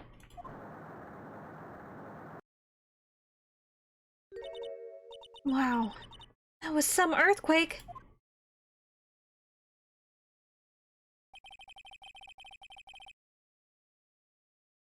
At the time, 3 people were trapped in the elevator. It took 5 hours for them to be rescued. 5 hours! That would be scary like that in the dark. There was a lack of oxygen in the elevator, and the survivors were unconscious. The survivors? 1 of the 3 in the elevator had been shot. In the heart. That was Mr. Edgeworth's father. Oh, that was Mr. Edgeworth's father, wasn't it? He said that his father was shot before his very eyes. So Miles Edgeworth was one of the other passengers in that elevator. Victim data. Do you have the data on the victim? Edgeworth's father? Yeah, hold on. Victim. Victim. Here, found it. Gregory Edgeworth. Or I need to read the character before I start talking. They all have the same voice now. They all have the same voice now. Gregory Edgeworth, 35, defense attorney. If he were still alive, he'd be 50. He had lost that day's case in court and got in the elevator with his son Miles. Miles? Miles Edgeworth, of course. So he was in the elevator with his father. From the angle of the bullet and other evidence, it could not have been a suicide. The murder weapon, a pistol, was found in the elevator. The pistol has been fired 2 times. Where have I heard that before? Huh. It sounds just like this current case. What's going on here? Suspect data. Got any data on the suspect in there? That would be the guy that my mom got arrested. Hold on. This is it. The man arrested as a suspect in the DL6 was Yanni Yogi? He was a clerk in the court, apparently. So he must have been the 3rd person in the elevator. Well, then he had to have done it. But he was found innocent, thanks to his defense lawyer, Robert Hammond. Hammond? The victim in our case! Right. The suspect, Mr. Yogi, was oxygen deprived, so much so he had brain damage. He lost all memory of being in the elevator. After he was declared innocent, he disappeared.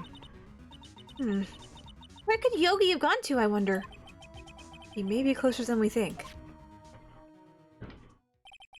I guess I know generally what happened in DL6 now.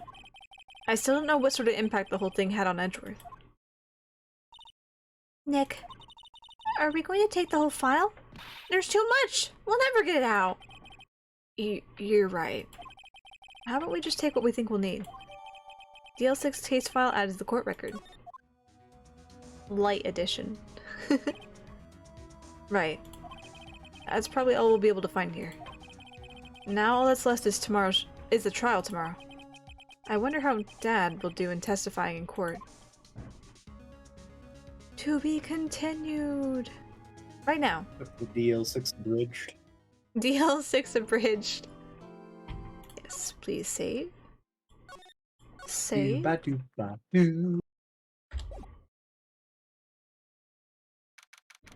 December 27th, 10 a.m. District Court, courtroom number 3.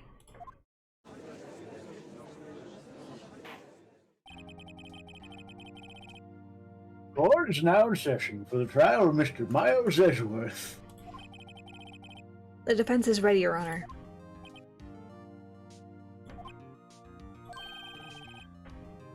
Very well. And the prosecution is also ready. Who is the judge here anyway? Mr. Von Karma, your opening statement. Very well. No opening statements, so... Not so fast, Judge. I was taking a meaningful pause before speaking. Right, of course. Yeah, definitely. A prediction.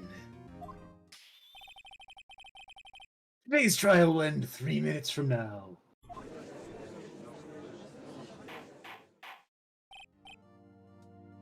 Order, order. Mr. Von Karma, what is the meaning of your statement just now? Oh, must you question everything? It'll be over in 3 minutes. We have no time to waste. I'll call my witness now. Right. I call my witness, my decisive witness, to the stand. It's that mysterious boat shop owner. Yeah. We've already gone through this, but you know, he's all for theatrics. It's that mysterious boat shop owner. Decisive, for realsies this time. For reals. Witness, state your profession.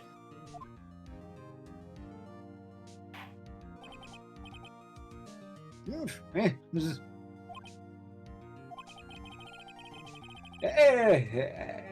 the proprietor of the restaurant, the Wet Noodle at Golden Lake.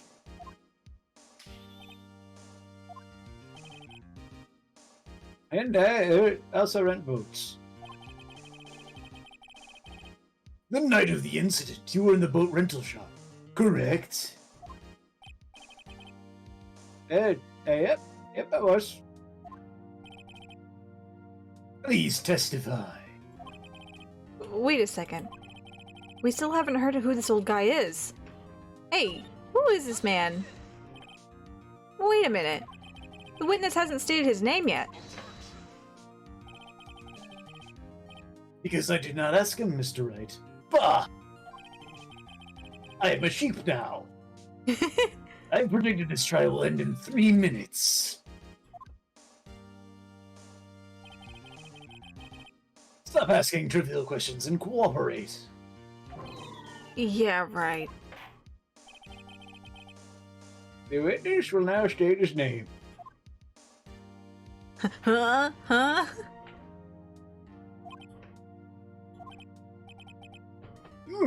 Well, I'm not really sure. Yep. What do you mean? Mary? Your Honor. The witness does not remember anything beyond the last several years. Ergo, he cannot recall his own name. You can't recall, you say? Yes, but the incident in question took place 3 days ago. He can testify. Very well. Let's hear this testimony then, shall we? Witness? The night of the murder. It was the night of the 24th, just after midnight. Yep.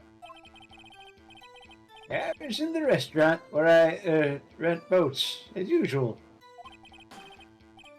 Then I heard a bang. Yep. When I looked out the window, I saw a boat just floating on the lake. Then I heard another bang. Just about then, the boat comes back to shore, and a man walks by my window.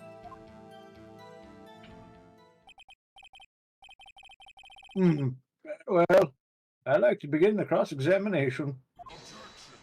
Rude.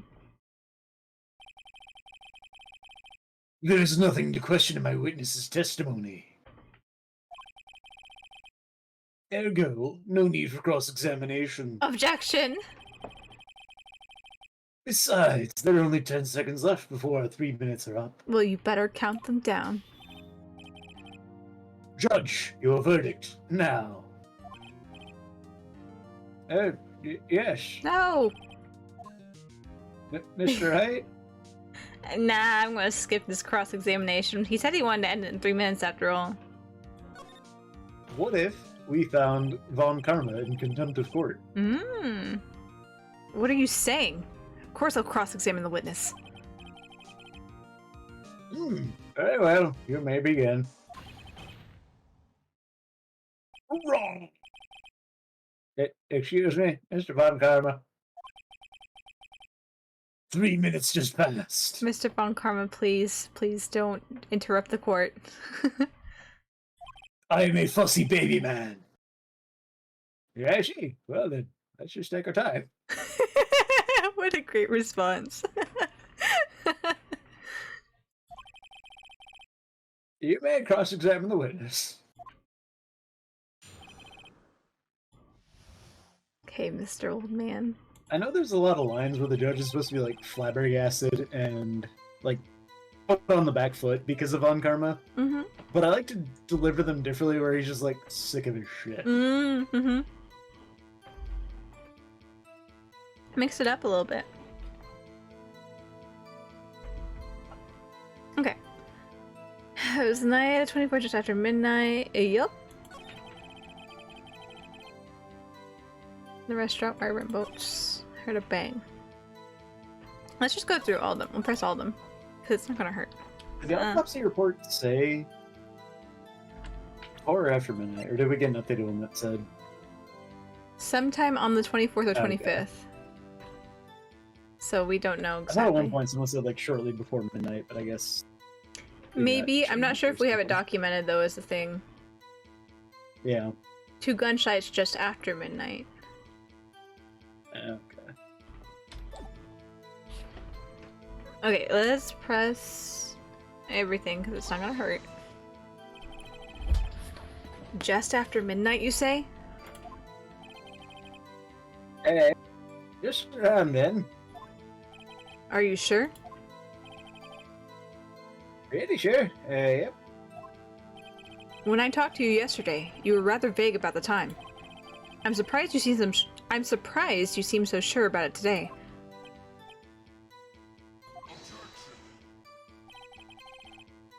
I asked him, and he remembered. Because I told him. Mm-hmm. Isn't that right? You heard the gunshots at around midnight, right? Right? Hey, yeah. Yeah, it was about midnight, right?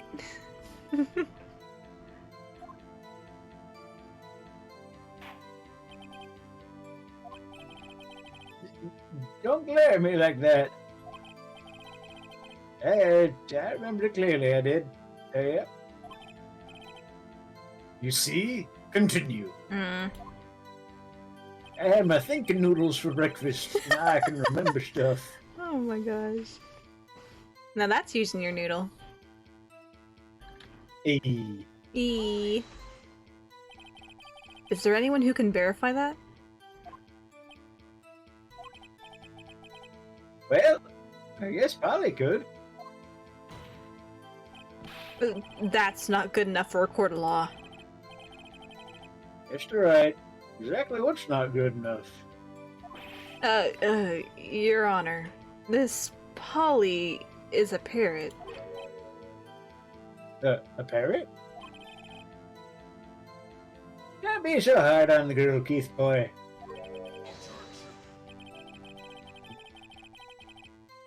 The prosecution concedes that we cannot prove the witness was in the shop. Witness, please continue. Continue for. I heard a bang. What exactly did you hear? And where did the bang seem to come from? What you got? Grab the leg, figure. Are you certain? Yep. Good. Continue.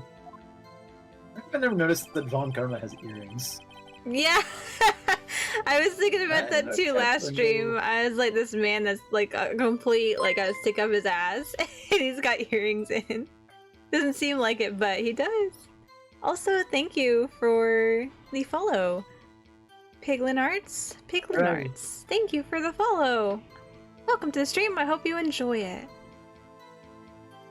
Okay, so the boat. What about the boat? Was there someone in the boat? It's pretty far out there. I couldn't see clearly. But I figured there was 2 men out there. Yep. But you couldn't see them clearly.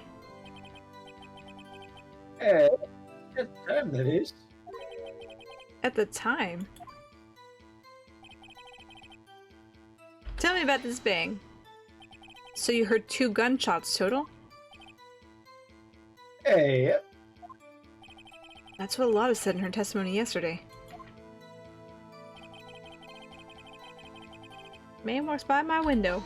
Tell me about the man. By your window. Yep. My window.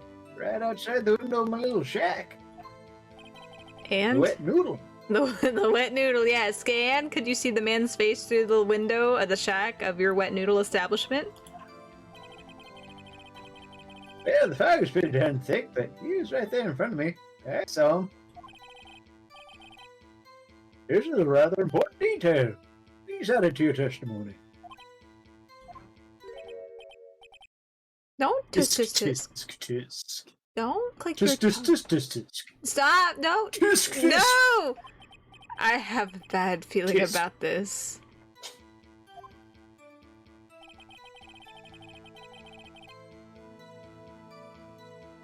Man, where's the defendant? He was saying, I can't believe he's dead. Hold on. I can't believe that I Miles Edgeworth, committed a murder in the middle of a lake. Are you sure? No. Oh. Dad!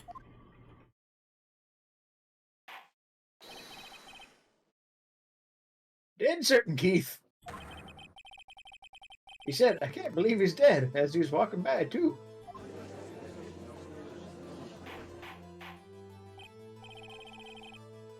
Witness, are you sure that the person you saw was Miles Edgeworth? Here's him, that Edgeworth boy.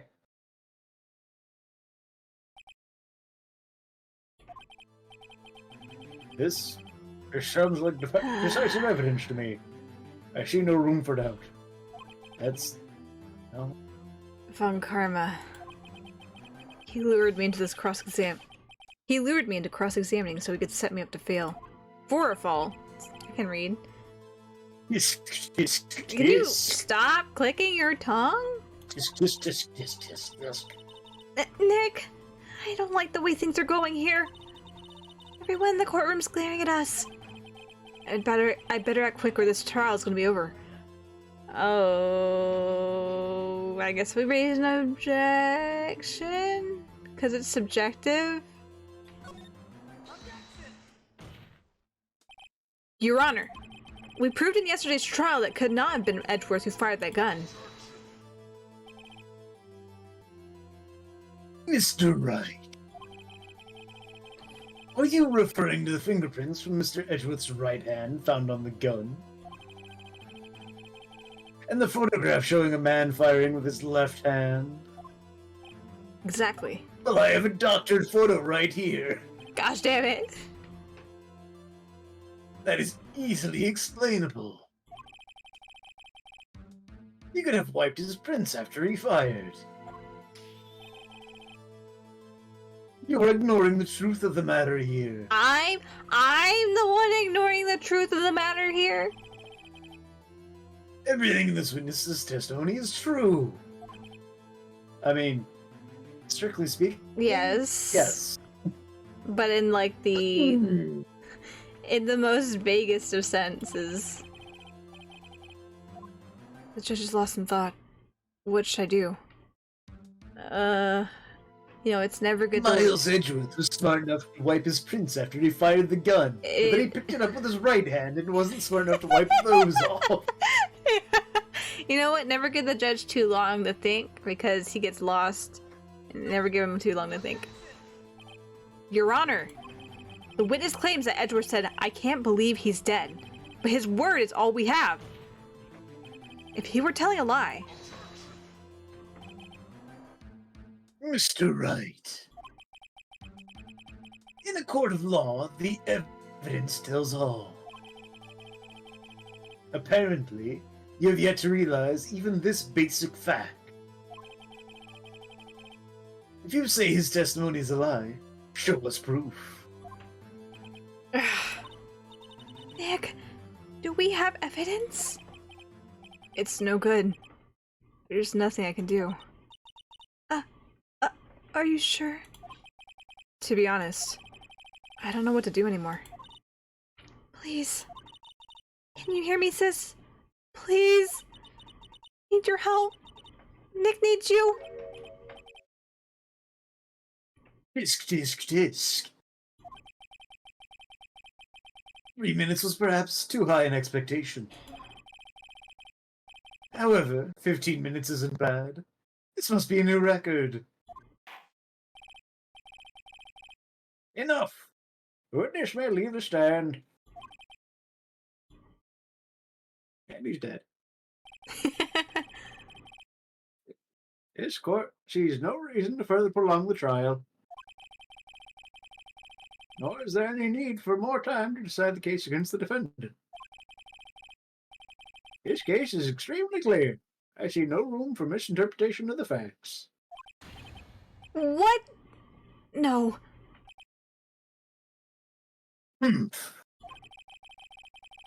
This court finds the defendant, Mr. Miles Edgeworth. Dang. The accused will surrender to the court immediately.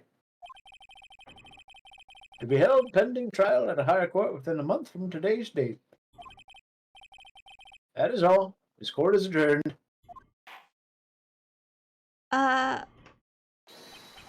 Yeah.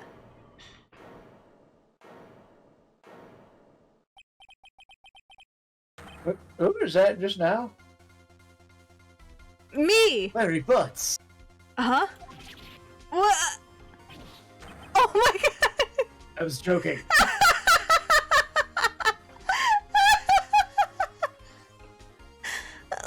Larry! What are you doing here? Listen, you gotta listen to me. I was the murderer. I was there in the park the night of the murder. I wasn't sure about it until just yesterday. But today I remembered it. Remembered what? The gunshot. I heard it too.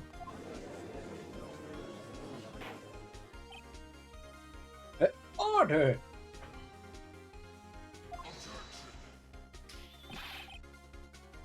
What is the meaning of this? The verdict has been decided. I call for adjournment. What moment, Mr. Von Karma? I want to see where this is going. You say you heard a gunshot. Yeah, I did. A gunshot. That night. I was sitting here in the audience listening to the testimony. Then I realized something he said was different from what I remembered. Anyhow, I can't just sit here and let you call Edgy a murderer. It's just not right. I'll testify. Let me testify.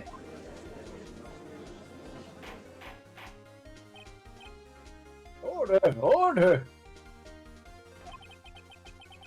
Well, this is the first time something has happened like this in my court.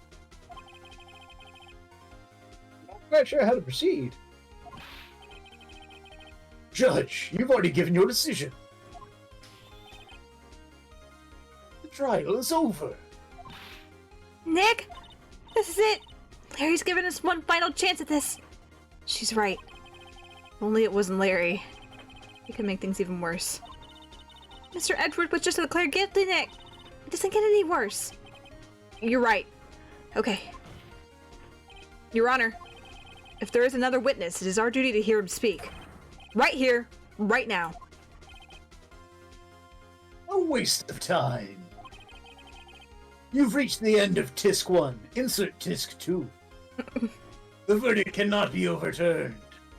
Man, we need to end Tisk and Tisk Manager.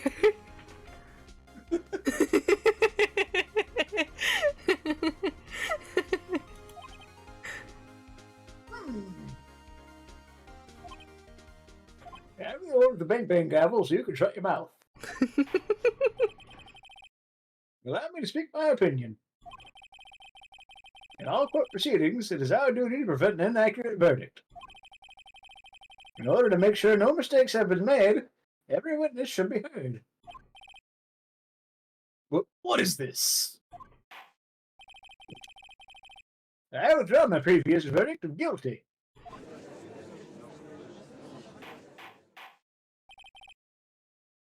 But, Mr. Von Karma, I order you to call this new witness to testify. Now. What? Get to it. Judge has had it with you. Get to it. The court will adjourn for a 5-minute recess. You have time to prep the witness. After that, we will hear this new witness. even though he looks really stupid. Court is adjourned.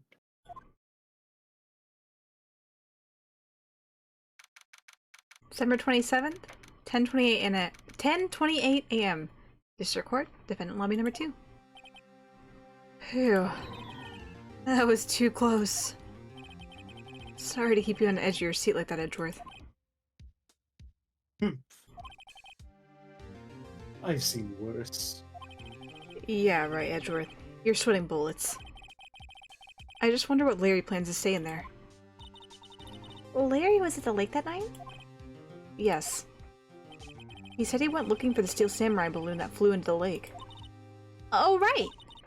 And he found the balloon... in the air tank that night.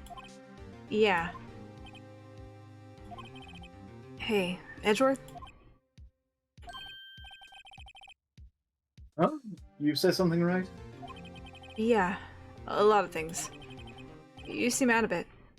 What's wrong? It's nothing. I just almost got declared guilty. It's whatever. It's whatever. Mr. Edgeworth? There's something I've been meaning to ask you.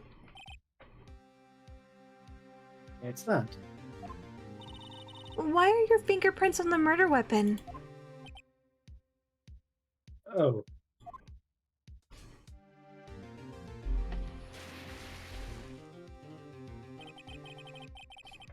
When he fell into the lake, I went into a daze.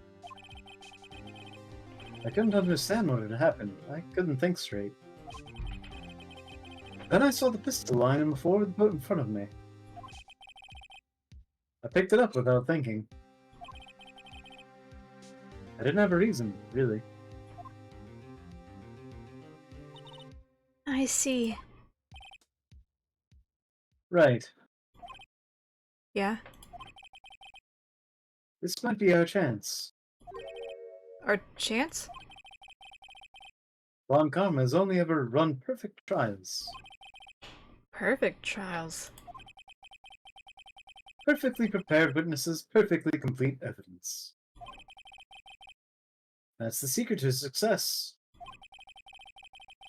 This is the first time he's ever had to deal with something unexpected. He has to let someone he hasn't even talked to testify before the court. And that someone is Larry. What are you getting at? It's likely his testimony will be full of holes, right? That's right, Nick. No 10-minute trial this time. We'll net this one for all it's worth. Hey, it was 15 minutes. 15! Everything's on Larry now. Good luck.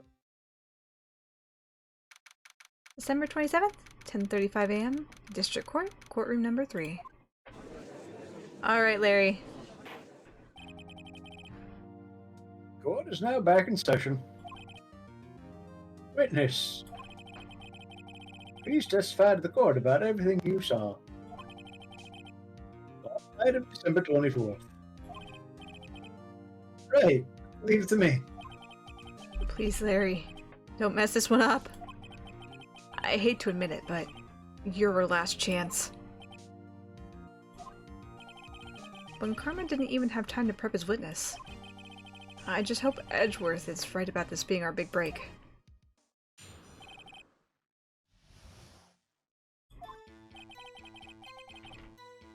That night, I was out in a boat on the lake. I was looking for something, and I found it. So I quietly slipped the boat back in at the rental shop dock. Then, just as I was thinking about going home, I heard this bang. I looked out over the lake, but I didn't see a boat. So after I heard that single gunshot, I went home.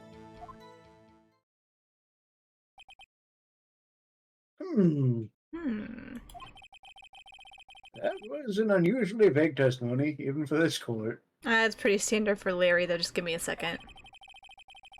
In any case, Mr. Wright, you may begin your cross-examination. Yes, Your Honor. What's wrong, Nick? It's Larry. I have no idea what he's going to say if I press him. I'm a little scared. Well, Well, we've come this far. There's no way to go but forward, Nick. Night of the murder. At night, I was out on the boat at the lake. Just press everything. Something wrong, Mr. Wright? There were so many things wrong, I don't even know where to begin. Ah.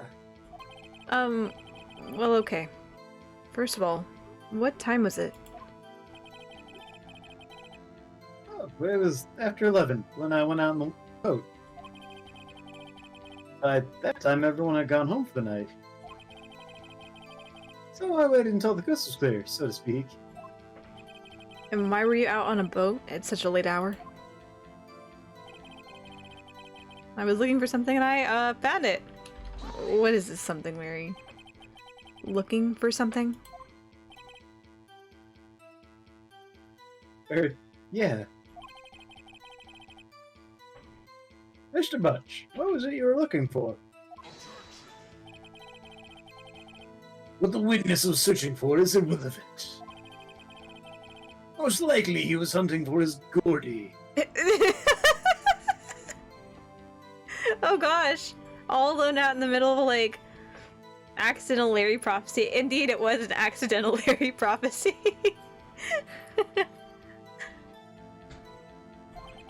That's surprisingly close to the truth in a sense. This is all irrelevant. Let's get it over with. Slightly clipped this. I slightly clipped the boat. Around what time was that? Well, let's see. I figured I was out searching for about an hour. I guess it was around 12, yeah. You're not sure? Hey, don't give me that face. I'm not some sort of human sundial, okay? Wouldn't have done you any good at night anyhow. No. People use watches these days, Larry. And actually, technically, in these days, they use their phone. And potentially their Apple Watches, Larry. And just I was thinking about going home, I heard this bang! Tell me more about it. Where did the sound come from? Yeah, well, I wasn't too sure about that. I looked around, you know. Did you look at the lake? Yeah, I looked. Didn't see a boat. You see anything else? Wasn't there a boat on the lake?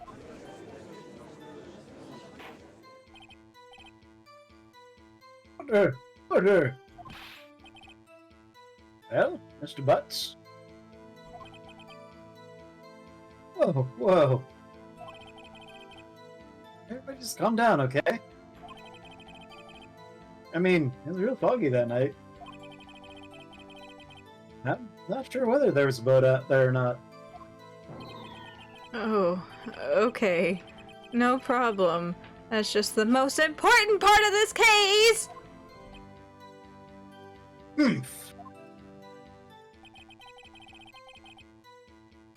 Single gunshot. There was 2 gunshots, though.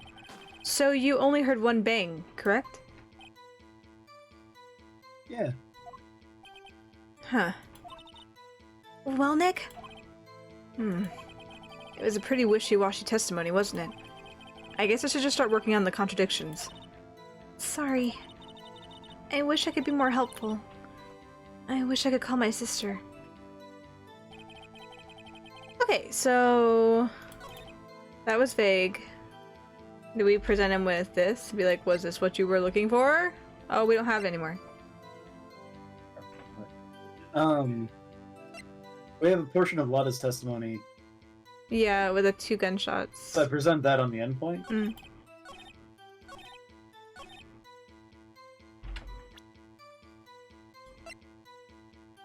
2 sounds like gunshots just after midnight. Boom. Boom. Oh, wait a second, Larry. But what? You only heard one bang? You're sure? That's what I said. But Miss Lotta Hart testified yesterday that she heard 2 bangs. And the old man just now said the same thing. They both heard 2 gunshots that night. Huh? Were you even listening? Were you paying attention at all to what? Were you paying attention at all to what they said? Yo, Meg, please. Huh? You know, something's been bothering me. I'm witness, see? I'm like a customer here. No? So yeah, treat me nice and stuff, okay? Don't have to treat you nice, especially when you're an obnoxious customer. Mr. Butch, shut up. What? You only heard 1 gunshot? Are you sure? Well, to tell you the truth, I'm not sure. I can only count to 1. Ah, damn. Eh? Not sure. How could you not be sure? Yeah, well... I might have missed the other gunshot. I was, listening to something else. Something else? My radio, dude. My headphones. What?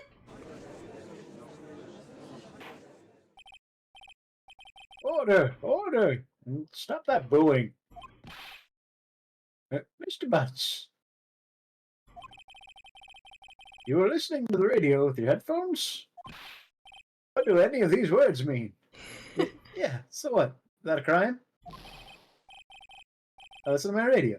Everybody listens to the radio. What's the big deal? Mr. Von Karma, your opinion? I don't want his opinion. Waste of time. I do not accept this witness, nor his shoddy testimony. And Mr. Wright, do you continue the testimony? No, that's more than enough. No! Continue it. Go home. Go home. Go Butts. home. Miles Edgeworth is guilty. We've already declared it. You can go ahead and declare it again for realsies this time. Your Honor. Please. Please allow the witness to continue his testimony. Bah! Nothing is more pitiful than a lawyer who doesn't know when he's lost. Very well, Mr. Butch. Please give your testimony and be sure to include details like your radio. Right. Leave it to me. I wouldn't if there were any other way out of this. Believe me. I'd rather have the parrot testify. What'd you hear, Larry? It's lonely, being alone on Christmas Eve. That's why I was listening to an all-requests show on the radio, see? I was listening to it real booming loud like. But I'm sure I heard that gunshot. I remember exactly what the DJ was saying when I heard it, too. You were listening to your radio at a high volume. You're gonna go deaf, like me. Yeah, what's the big problem? Can't a man listen to his radio in peace? This is a free country. I truly believe Larry has no idea what the problem here is. Judge. Can you believe a word this witness says? What he heard was probably nothing more than a drum beat from the radio. True enough. It is difficult to believe this testimony. Hold it! Wait, Your Honor. The witness says he remembers exactly what the DJ said when he heard the gunshot. Excuse me? DJ? Yeah, disc jockey. An announcer. The guy who says things on the radio. Anyway, what this means is, when he heard the sound, no music was playing. The DJ only talks between songs, so we could have heard the gunshot from the lake. I'd like to cross-examine the witness, Your Honor. Very well, Mr. Wright. I can't believe I'm continuing this charade.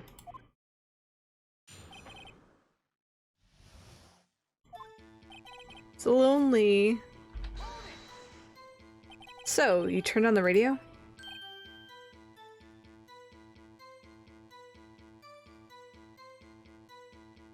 Right. I just wanted to hear someone's voice, you know? You don't know what it's like out there, alone, on Christmas Eve. Alone. I shouldn't have said anything. All Request Radio Show. Do you by any chance remember the name of the program you were listening to? This has nothing to do with the case, Your Honor. Objection sustained. The witness was listening to the radio. That is all we need to know. Tell us, Mr. Butts, how loud was your radio set to that night?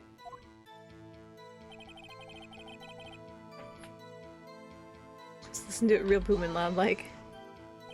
Real booming loud. Yeah, you know.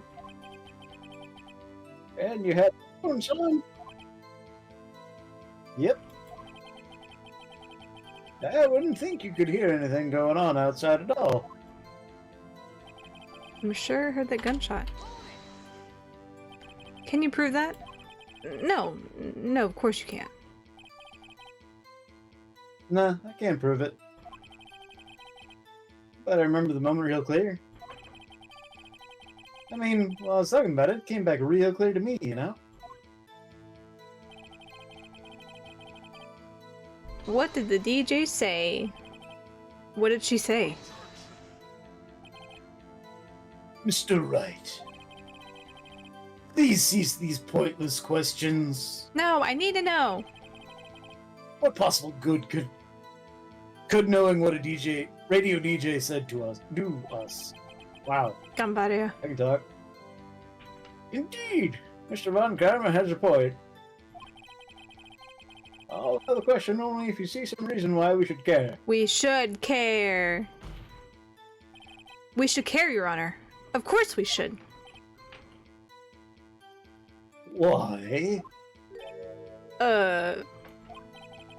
Well, how do you know if we don't ask? Very well. Mr. Butch, please testify to the court. What was the radio announcer saying when you heard the gunshot?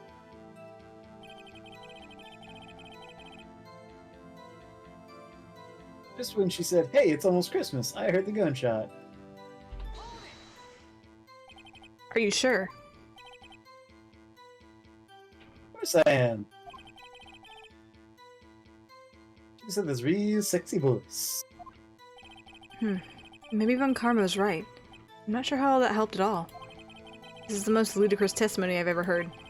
There's one gleaming ray of hope in there. I've got to press it until we get to the bottom of what happened. Okay, it's the last one. And then... what? Almost Christmas means not Christmas. Not Christmas. Aria's missing out on all, like, the stuff that she normally quotes. It's unfortunate. Okay, it's probably that one again, because it says just after midnight. I'm gonna assume it's this one at least. Yeah. That was my first thought. Larry, are you absolutely sure what you're saying is correct? Huh? What's with the face? You look scary, dude.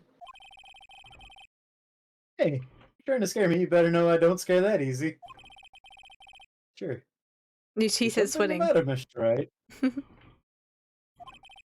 Your Honor, did you hear what the witness just said? The DJ said, "Hey, it's almost Christmas," when he heard the gunshot. Indeed. And?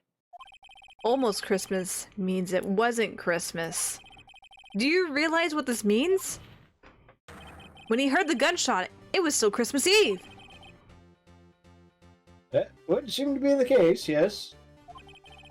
But this contradicts the two testimonies that we've heard so far, Your Honor. Both Mr. Hart and the old man said it was after midnight when they heard the shots. In other words, when they heard the gunshots, it was already Christmas. This is a clear contradiction, Your Honor.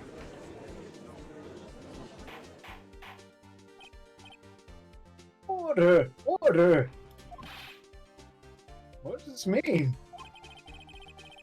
The two prior witnesses heard gunshots after midnight. However, this witness says he heard a gunshot before midnight. Judge, the answer is simple. They're all dumb. The current witness is plainly mistaken. Just look at him. Suspicious. Yeah. What?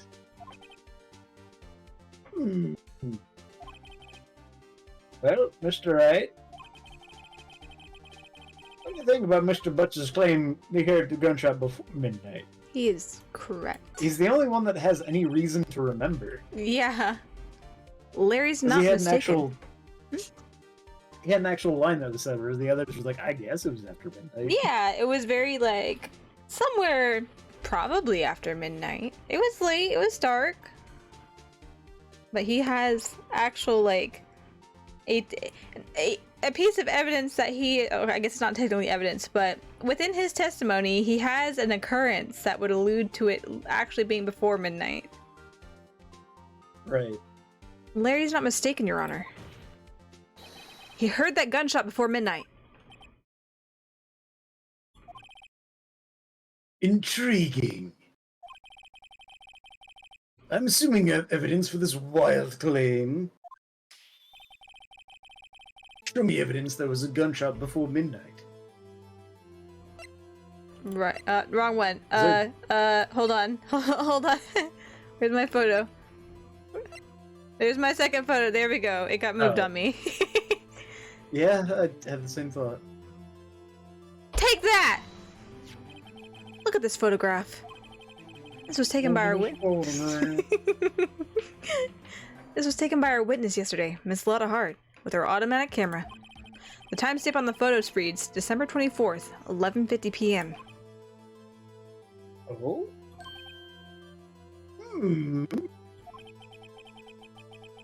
There's nothing on the lake in this picture.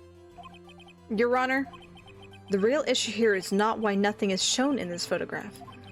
It is why this photograph exists at all. What do you mean? Your Honor, this photograph was taken by an automatic camera. That camera was set to go off in response to the loud noises. Aha! Correct. There was a loud noise on the lake at 11:50 p.m. That is why this photograph was taken. In other words, when Larry heard that gunshot, it was most definitely still Christmas Eve. Indeed, it would seem that is the case. Then, how does that leave? Miss Hart testified that she heard the gunshots at midnight. Are you claiming she was mistaken? Not at all, Your Honor. It is a fact that the camera also triggered at 15 minutes after midnight. Your Honor, that night there were 2 sets of gunshots, with a 25-minute pause between them.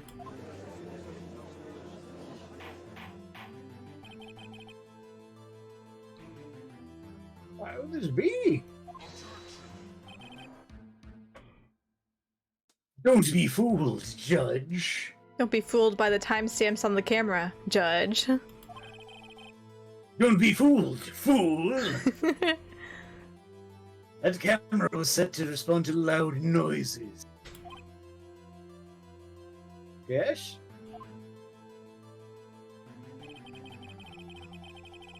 There's no proof that the loud noise at 11:50 was a gunshot. Why, the witness could have sneezed, triggering the camera.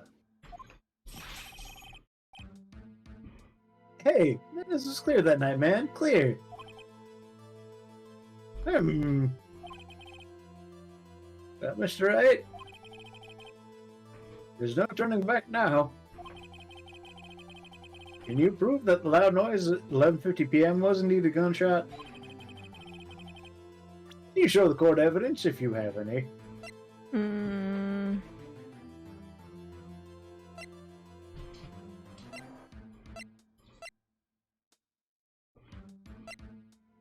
Uh,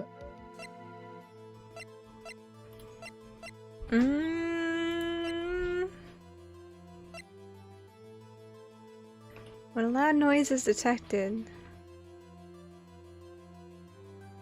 Eh.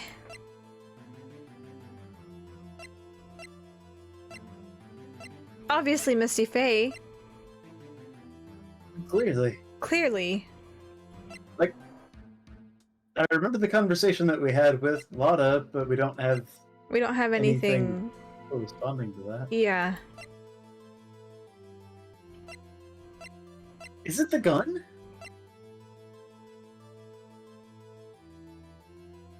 Hmm.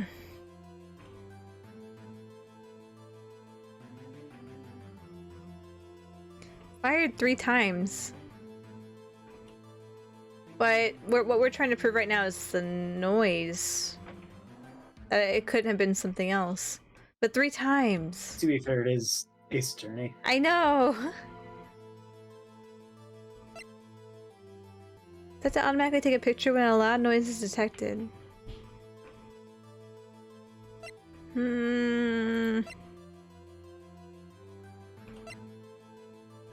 Match the murder weapon's barrel. Also, why is this a piece of evidence? I don't remember how this comes into play. It was to prove that that pistol was indeed the murder weapon.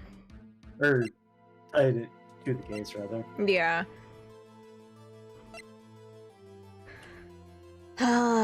Humu.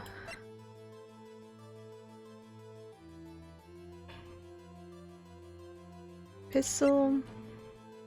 Camera. Those are my 2 I'm debating between right now. Pistol, camera.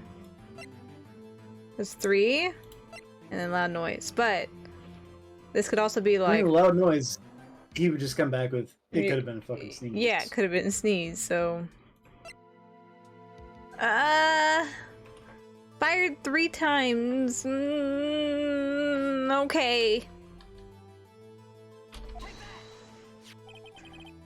Oh, this doesn't seem good. This doesn't seem good. This is my evidence. The murder weapon? Something about this pistol was bothering me, Your Honor. Both the witnesses who testified yesterday heard 2 gunshots. Okay, maybe not. Maybe not. However, the murder weapon was fired 3 times. When then was the last shot fired? Only Fought now. fired. The last spot fired. Hello, Neon Nightmare. I can speak. Welcome in. Thank you for dropping by. How's it going? We're making our way through the case. Only now have I realized the truth. That 3rd shot was the shot Larry heard just before midnight. Order! Order!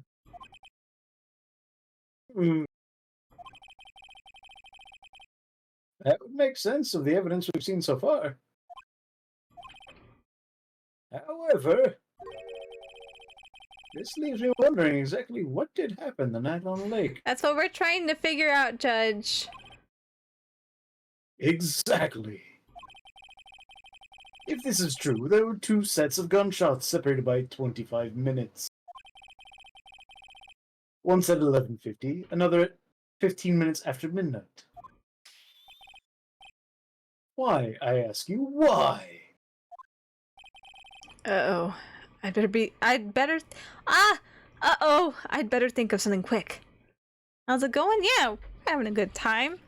I've technically played through most of the games already, but it's nice to revisit them. It's been like a decade since I've played them, so.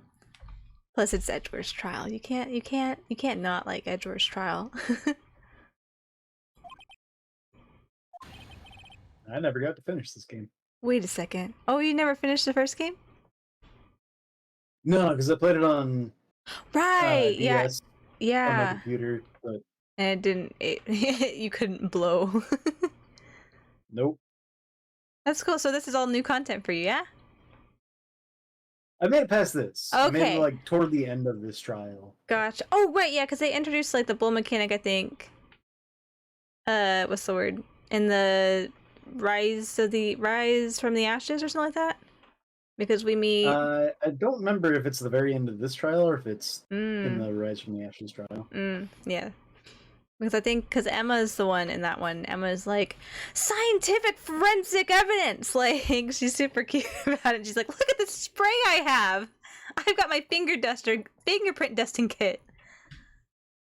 That might have been it then, yeah. Yeah, maybe it was that one. That's what comes to mind, at least for me, whenever it's like blow on your DS now. Wait a second. Gunshots separated by 25 minutes? Ah! What's wrong, Nick? I have it! So, I have it! Huh? Remember the case with the Steel Samurai? Huh? Yeah, of course I remember. The murderer in this case had the same idea as the murderer in that case. What do you mean? Maya! Yes! If we don't figure this out now, we'll never overturn Edgeworth's guilty verdict. I've got a hunch, and I'm going to run with it. that is accurate. What is accurate? That if we can't turn this around, we will not overturn the guilty verdict. Yep. This is we gotta claw tooth and nail. We gotta claw tooth and nail Maya. Right. I mean, is this safe? Safe? We've already gotten a guilty verdict. We have nothing to lose. You just watch and let me know if I say anything that sounds fishy, okay? Right, Nick. Your Honor. Yes, Mr. Wright? The testimony just now has cleared up this entire case.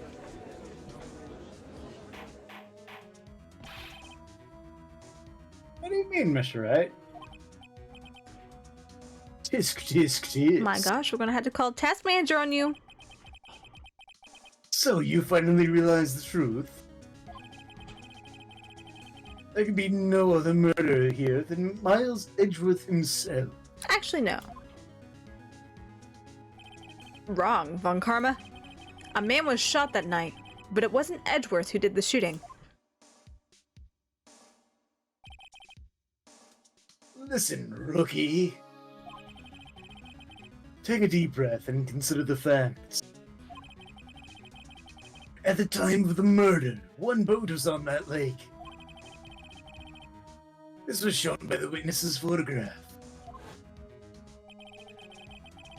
The defendant, Edgeworth, and the victim, Robert Hammond, were on that boat.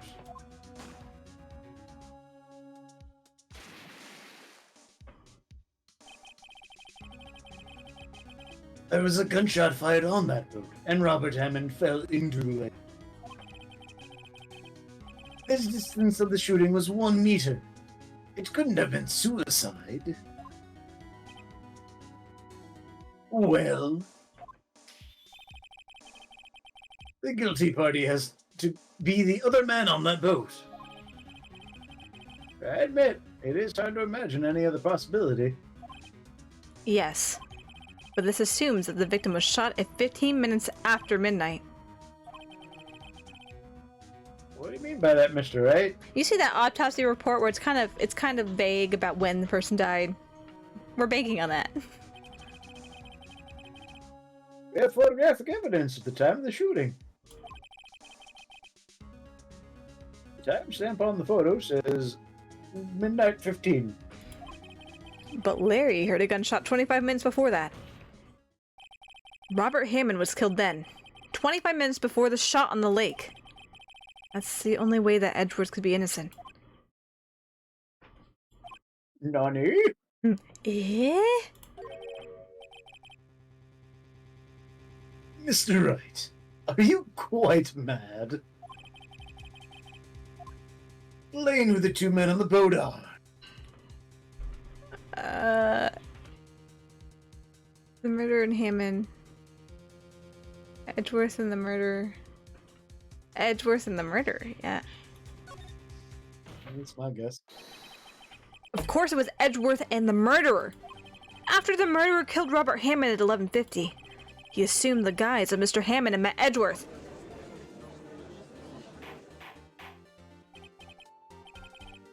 What? Are you serious? Yes, Edgeworth won't tell us why he went to the lake that night. However, I have a hunch. That night, Robert Hammond called Edgeworth to the lake. Now, Edgeworth didn't know Robert Hammond's face that well.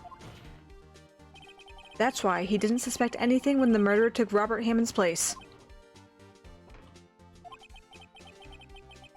I'm not sure what to make of all this. Ludicrous. Mr. Wright. What's the name of the murderer then? We don't know. The murderer's name? Murder's Right, it's Lotta Hart. I don't know. Actually, I don't know the murderer's name. You don't know? What are you, stupid? Bah, again, you waste my time. Hold on. I don't know because he never told us. The murderer is the caretaker of the boat shop, that old man.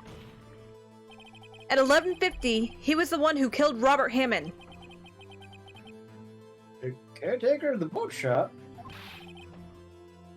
Where did he do this? Behind his shop in the Let me at him. woods. What? Let me at him. There weren't any boats on the lake then? Oh, Mr. Judge, Your Honor, sir. I hate to break it to you, but murder can happen elsewhere other than boats. Do you know it could happen on land too? That's insane. Why would he have to go all the way out on the lake just to shoot someone? May I suggest that the real scene of this crime was not on a boat? What? I know, ludicrous, right? Well then, where did the murder take place? Show the judge where the murder really took place. Here. Should I put it on the shop? Probably on in the woods. No, I'll put it on the shop. Take this. Here, of course, the boat shop, where he lives. That way he can meet with the victim without anyone seeing. Do you have proof that the boat shop was the scene of the crime? Recall Larry's testimony, if you will.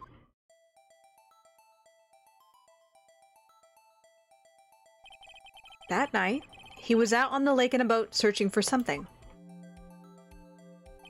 He finds it and returns the boat. Then, just as he started heading for home, he hears a gunshot. He heard a gunshot, Your Honor. Even though he was wearing headphones at the time. A gunshot! Your Honor, you are understanding. A gunshot! Even though he was wearing headphones at the time. In other words, the gunshot was very, very close by. And where would that be if he had just returned a boat? The boat shop. You're getting it! I'm so proud of you. After I went bald, there's nothing keeping my thoughts in. They all just kind of escape out. I'm so proud of you, Judge. Mr. Wright. What happened that night on Gold Lake? Please tell the court from the beginning. Yes, Your Honor. Nick, are you sure about this? Not really. But I think if I start at the very beginning, and I take it slow, I might just be able to figure this out. You got this. You got this, Phoenix. That night, the caretaker of the boat shop called Robert Hammond to his shop. This is a stick-up, Sonny! This was around 11:50. That was when the gunshot that Larry heard first... That was when the gunshot that Larry heard was fired. After that, the caretaker put on Robert Hammond's coat. He became Robert Hammond. Then he got in the boat with Edgeworth and went out into the middle of the lake. Then who fired the pistol on the boat, Mr. Wright? Obviously Edgeworth. No, the boat shop caretaker. What a mean mug. Of course, it was the murderer who shot the pistol. He shot twice. Both missed Edgeworth on purpose. Wait a minute. Yes? Why would he shoot twice if he didn't mean to hit anyone? Details. Know this, Mr. Wright. The moment you run out of explanations is the moment you lose. Tell us why the murderer had to fire twice. Because he needed to create a witness. I believe he shot twice to create a witness, Your Honor. Create a witness? The murderer lifts his pistol and fires the first shot. That ensures that anyone who heard the shot would look at the lake. Indeed, Miss Hart did exactly that after hearing the first gunshot. Next, the murderer waits a bit and he fires again. Then, the murderer jumps from the boat himself, leaving the pistol in the boat behind him.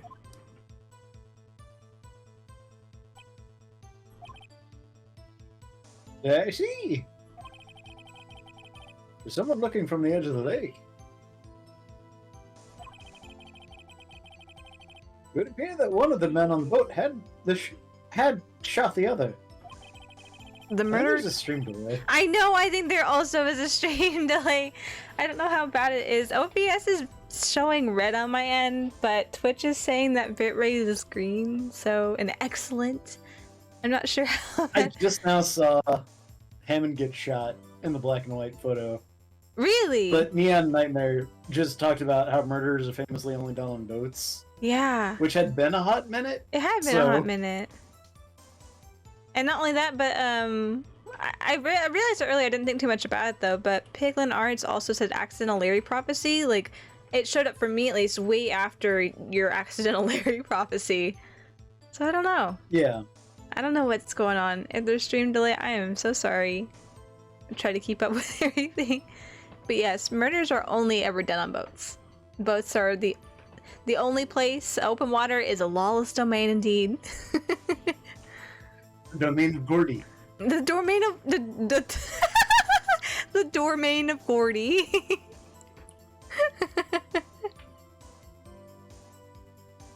The murderer didn't know about the automatic camera, of course. That's why he shot twice to draw attention to the boat.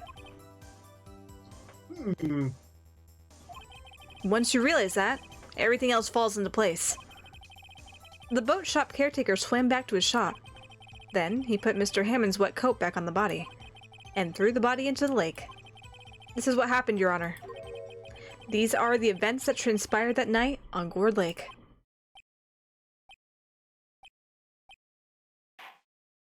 Please believe me. Bailey. You have the witness from before. Shop caretaker, quickly.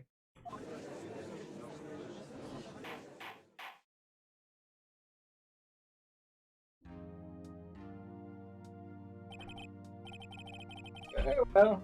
Well, we are waiting for the caretaker. I'm going to school you all in dodgeball. To ask the defendant, Miles Edgeworth, a few questions. Mr. Edgeworth, please take the stand.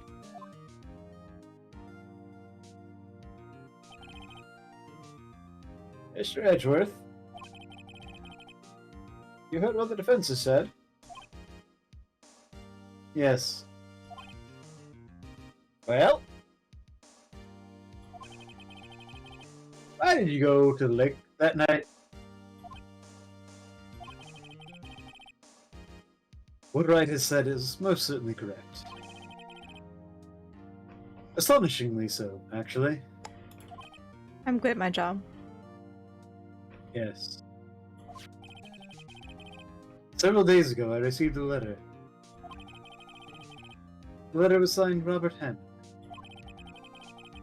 He asked me to come to the boat shop by the lake at midnight on Christmas Eve. He said he had something very important to discuss with me.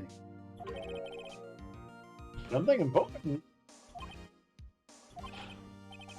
I'm sorry, I can't say what it was. Hmm.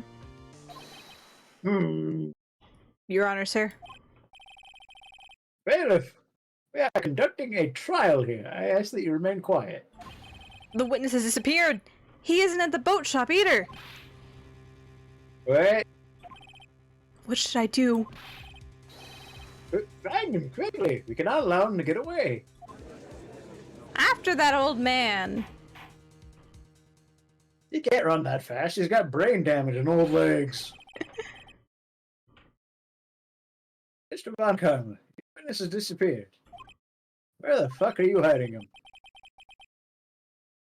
Search warrant has already been issued. It goes without saying that I cannot declare a verdict under these circumstances. So on to another day. I will extend the trial until tomorrow. The final day allowed. There's some Majora's Mask bullshit. I request that the police department utilize all its forces to find that witness. Gumshoe, find that man for me. Am I understood? Put Missile on the job. Put Missile on the job. If the old man smells like samurai dogs, we're in business. One more thing. Just who is that boat shop caretaker? Who is that mysterious man? I think his identity has become very important to this trial. I want him, and I want to know who he is. Very well. It was adjourned. Bam. On You to guys, another go day. deal with that homework. I'm gonna go play Honkai. I'm gonna play Honkai Star Rail. Get all the I still haven't gotten Himekos. I still haven't gotten Zila, and I'm real close to pity, so I just gotta get this done. I'll get the grind down. December 27th, 1:22 p.m. District Court, Defendant Lobby number 2. Yay, Nick! You did it! Yeah. Well, at least we got out from under that guilty verdict. And what about Larry? That was something else. Even Von Karma didn't know what to do with his testimony. Larry really helped us out. Sure. Once I sifted through his unique testimony. Still, he did save us. I just wish our cases weren't so down to the wire all the time. I know what you mean. Sometimes I feel like it's... Oh my gosh. Sometimes I feel like it's us on trial instead of our clients. Sometimes it is. Sometimes it is. Hey, Edgeworth. Mr. Edgeworth? Did you say something? What's going on? You okay? You're really spacing out. Don't look so pained. I mean, it looks like you're probably going to get off the hook. You could try to smile just a little. Relax. I'm sorry. But I fear it's not over for me yet. Well, what do you mean? Right? There's something that's been troubling me for a long time now. And I don't know whether or not to tell you. Edgeworth, tell me now. I'm trying to help you out here. Tell me. Edgeworth. No, there's so little time left. I have to tell them how I really feel. Oh my gosh, these complicated feelings. I want to tell you to get it off my chest, but... I can't make up my mind. Now's the time, buddy. What is this about, Edgeworth? It's a nightmare I've had. A memory of a crime I committed. A crime you committed? A memory of a murder. To be continued. Womp womp. Womp womp. Okay. Looks like here. Oh. Did you know that Missile is based off of Shu Takumi's, this game's director's Pomeranian? Same name and everything. Wow. I like whenever developers and stuff like that put in like their own Easter eggs. Like it's fun to see other games and other like pieces of pop culture references put into stuff, but I think it's cool whenever the like actual crew working on a game put in small little references that only they would get, you know? Or something that's related back to them. Okay. Save?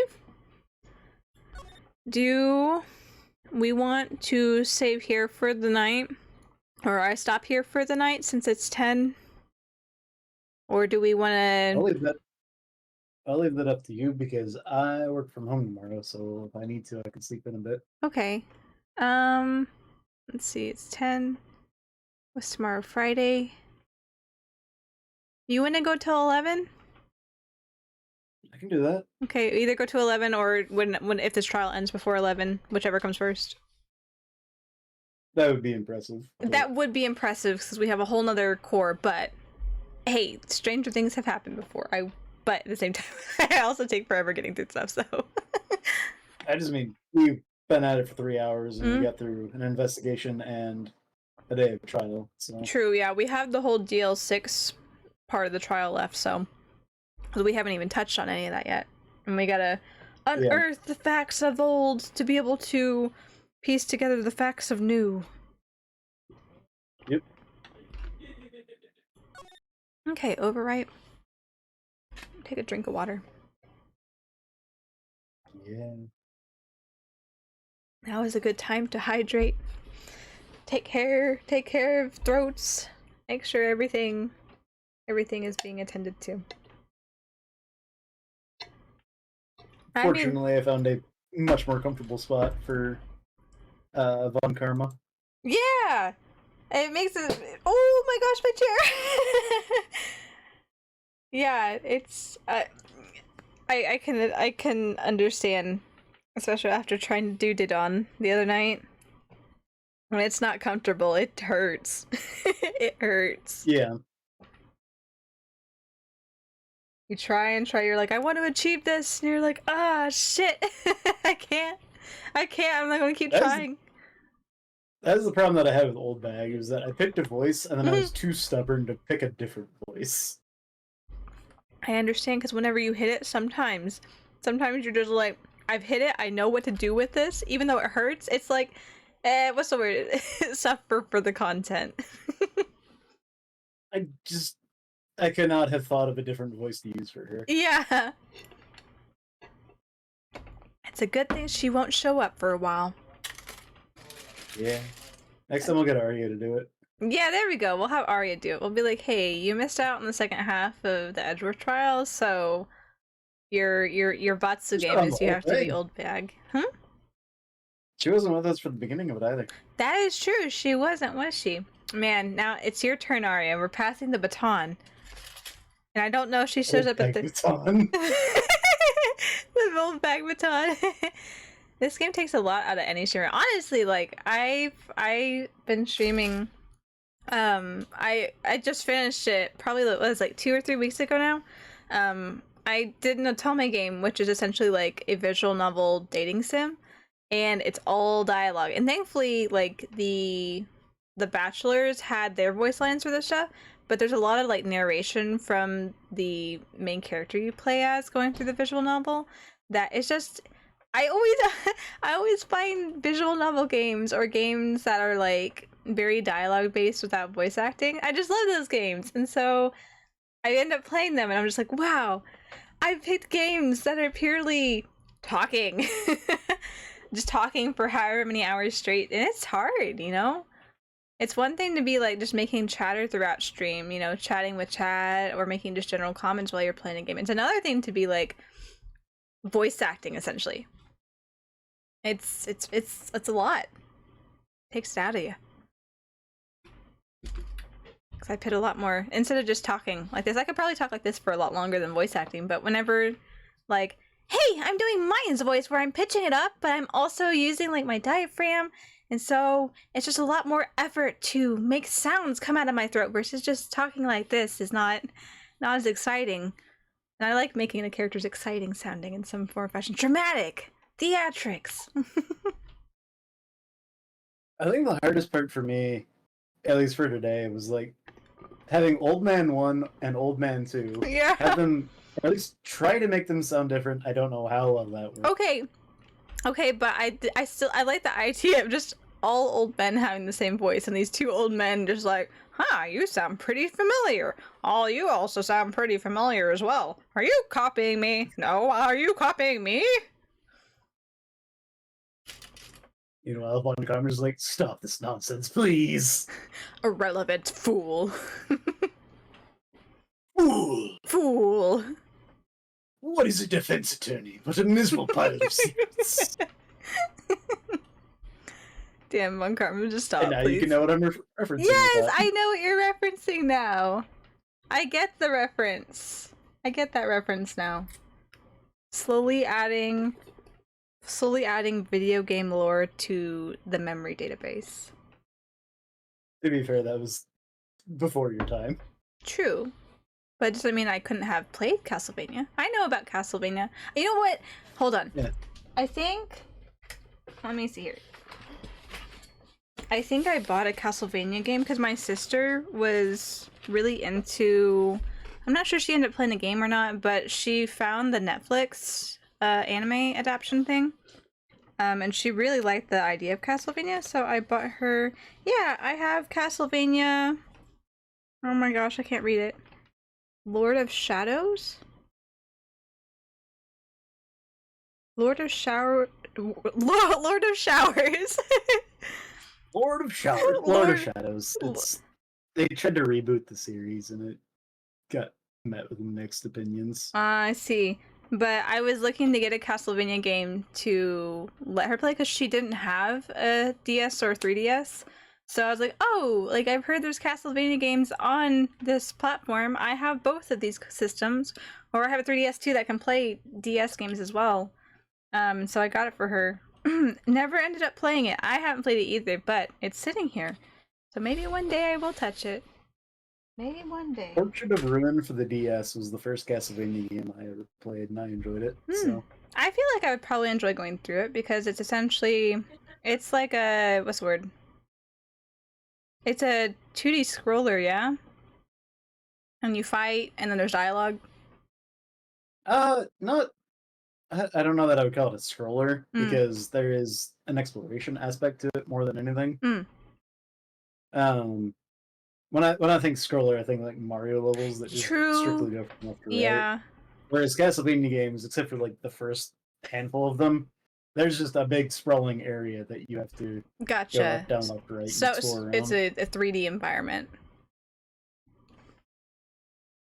2D. 2.5D? Sometimes. I'll just have to see it and experience it myself then. But I do have that on hand, and it's something that I thought about because I'm like, I might come around to it, especially since I've been trying to pick up more games to play in my off time. Plus I've been playing Hades, so I've been playing Hades, so I'm like, oh man, I can like. Whereas before I'm like, I don't want to spend my time on like a game where it's just fight, some dialogue, fight. But I'm like, I've been enjoying Hades in my downtime, so I could probably go back to some of these older games that have a similar, I guess, game presentation and probably enjoy them.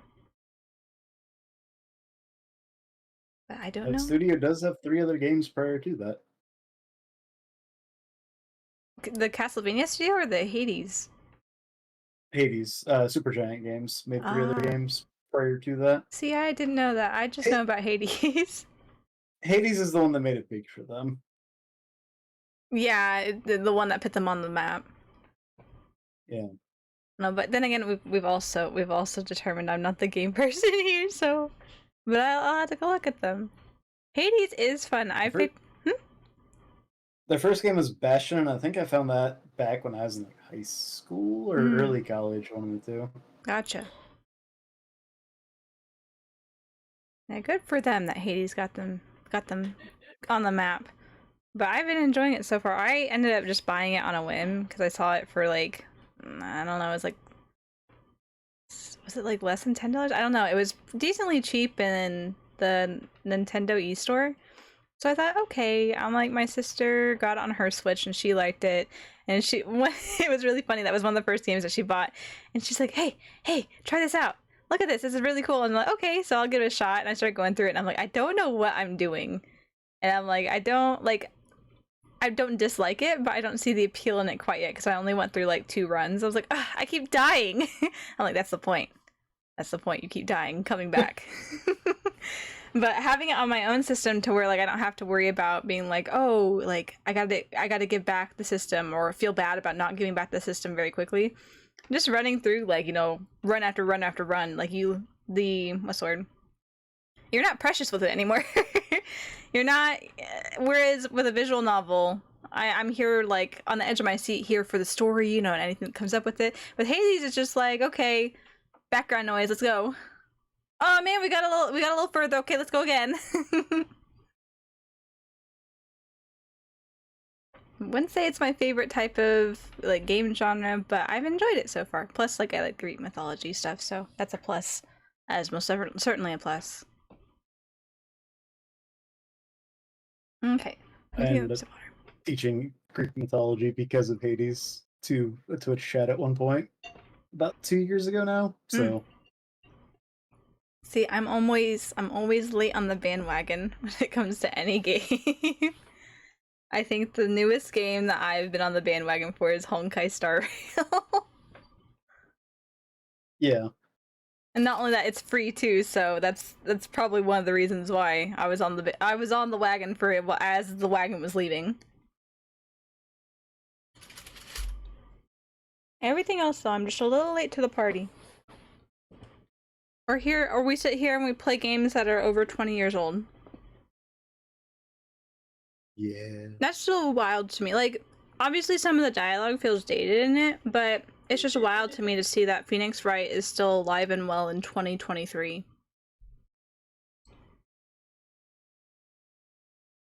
It's because it's sort of a unique series. Mm-hmm.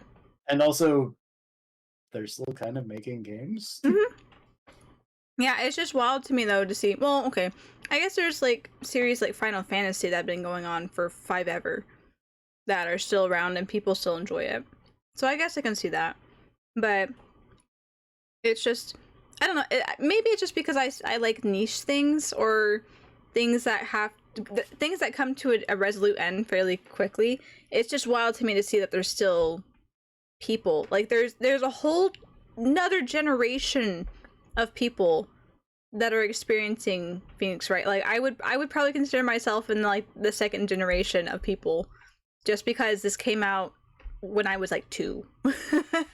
Like this game, you're a generation behind me, so yeah. So this came out when I was a baby. So like I had no clue about this. Like this wasn't sending anything on my map.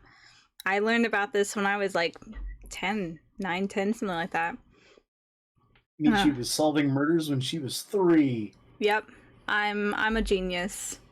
I'm a murder mystery genius, obviously. But it's just wild to me to see a series live this long, because most of the time, at least the stuff that I consume, doesn't last this long. Doesn't have a following, or if it does, it you can definitely tell that the bandwagon left a long time ago. I feel like sometimes that's okay. Yeah. Because I've played games where you played it, it was amazing, and then someone tried to make a sequel, and it sucked. Yeah. And you're just like, could have just left it where it was. I think just in general with media, whether it's a TV show, a movie, or like manga or a video game, I think there is a time and place for things to end. And I think a lot of series, regardless of what they are too wrapped up. Either they take forever to get to their point, and so that's why it drags on, or they're like, oh, this did really well, so we're going to do it again to make more money and continue the livelihood, and it backfires awfully. Like, it does the exact opposite of what they're wanting it to do. And I think that's sad because there's some really good stories out there that get completely shat on because creators are trying to elongate the story. And then you have One Piece. And then you have One Piece, indeed. Honestly, you could probably Should've say... ended 10 years ago. You can probably say that was a lot of shonen anime, to be honest. Because there's so much filler, you know? That's unnecessary. Oh, gotta get Yeah. our beach episode in. Why does a ninja need a beach episode? Like... It's One Piece. The entire thing is beach episodes. The entire thing's a beach. Nope, we gotta get our actual beach episode. This is a sea voyage. We're not at the beach. Oh, my bad. Yeah, there's no sand near here. That's like at least 20 leagues down. 20 leagues? I don't know. 2,000 leagues below our feet. I don't even know how big a league is, to be honest. I know it's big, but I don't know how much that is in comparison to like a foot or a mile. Okay. December 27th, 2:11 p.m. Wright & Co. Law Offices. It's apparently about 3 miles. 3 miles! Wow. I knew it was fairly big, but I guess you would kind of have to have a large measuring system. Unless you want to have big numbers if you're measuring the sea. What was Mr. Edgeworth talking about?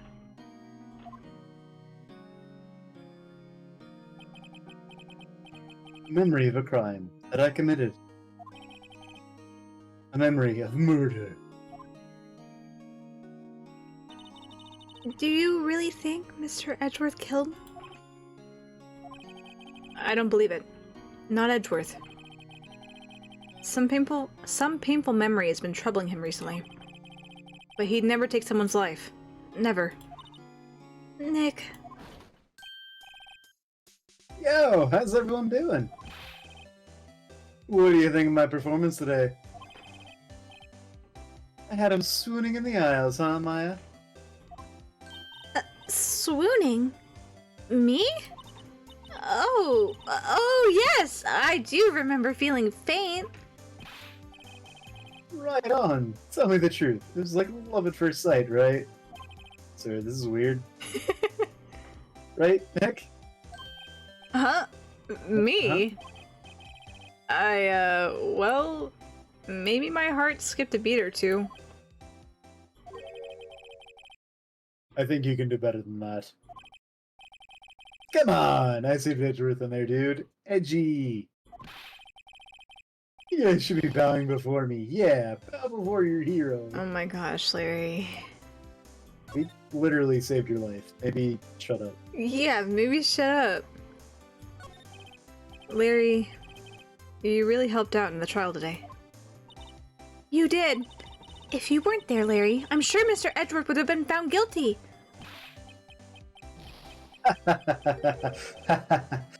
But seriously, Nick. That boat shop caretaker guy's pretty suspicious. But Edgy ain't off the hook yet. Way to spoil the mood, Larry. Hey, I'm just a guy sitting in the audience, you know? But from where I was sitting, Edgy seemed pretty edgy. I mean, can you really know he's telling the truth about that night? Nick? I don't know.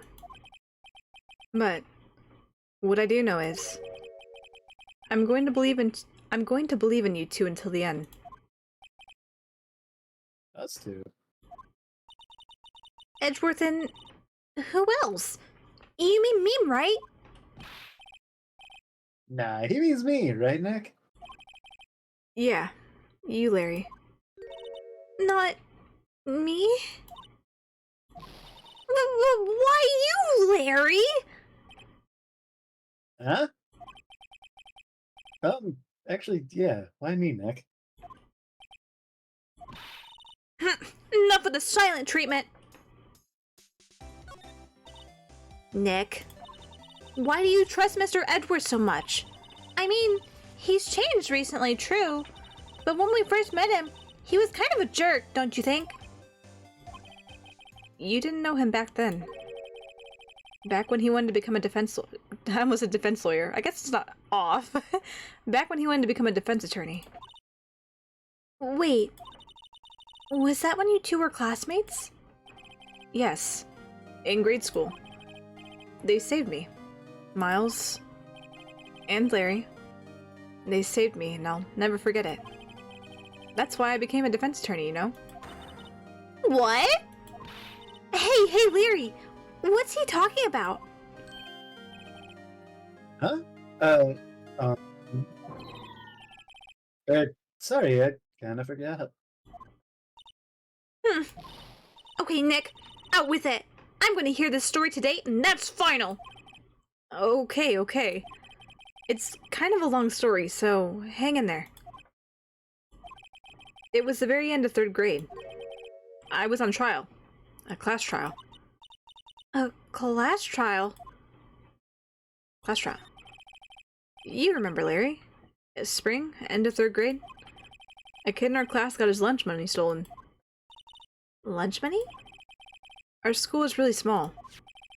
Every month, kids would bring in an envelope with money for lunch from home. Huh, I see. Anyway, this kid's envelope disappeared, with $38 still inside. Oh, yeah, now I remember that you mentioned it. I do remember that. I can see why you'd forget, though. You were out of school that day. Anyway, the envelope had been stolen during PE class. I was coming down with a cold, so I'd skip PE that day. I was the only one not in class. So, they thought you did it? Yeah. The kids in class said I should be put on trial. Trial? So, the next day we held a classroom trial, with me as a defendant.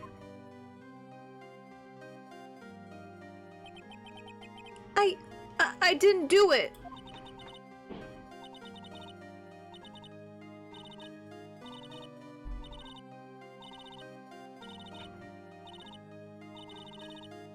We're not gonna play with you anymore!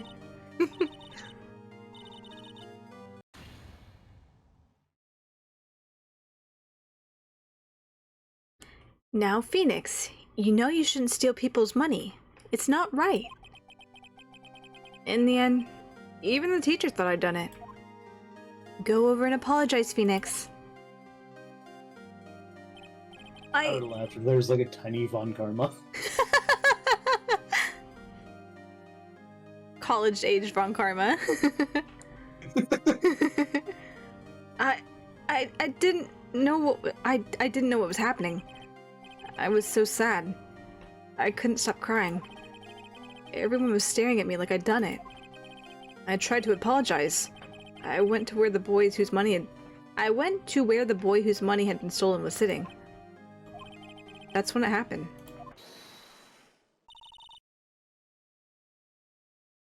He shouldn't have to apologize.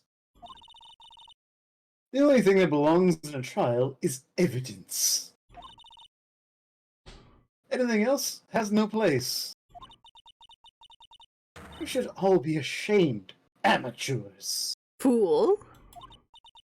Because clearly he talks like he does when he's 24. Yeah, it's the same exact, like, Miles Edgeworth has been Miles Edgeworth from the very beginning. Even his voice. Miles? He popped out of the womb, and he called the doctor an amateur! It wasn't you who stole my money, was it? No. Then you shouldn't apologize! Everyone's been shouting you did it, and as any proof. That is why, Your Honor, this boy is innocent. But, Miles, it was your money that was stolen. Alright, Peanut Gallery. Why don't y'all just shut up?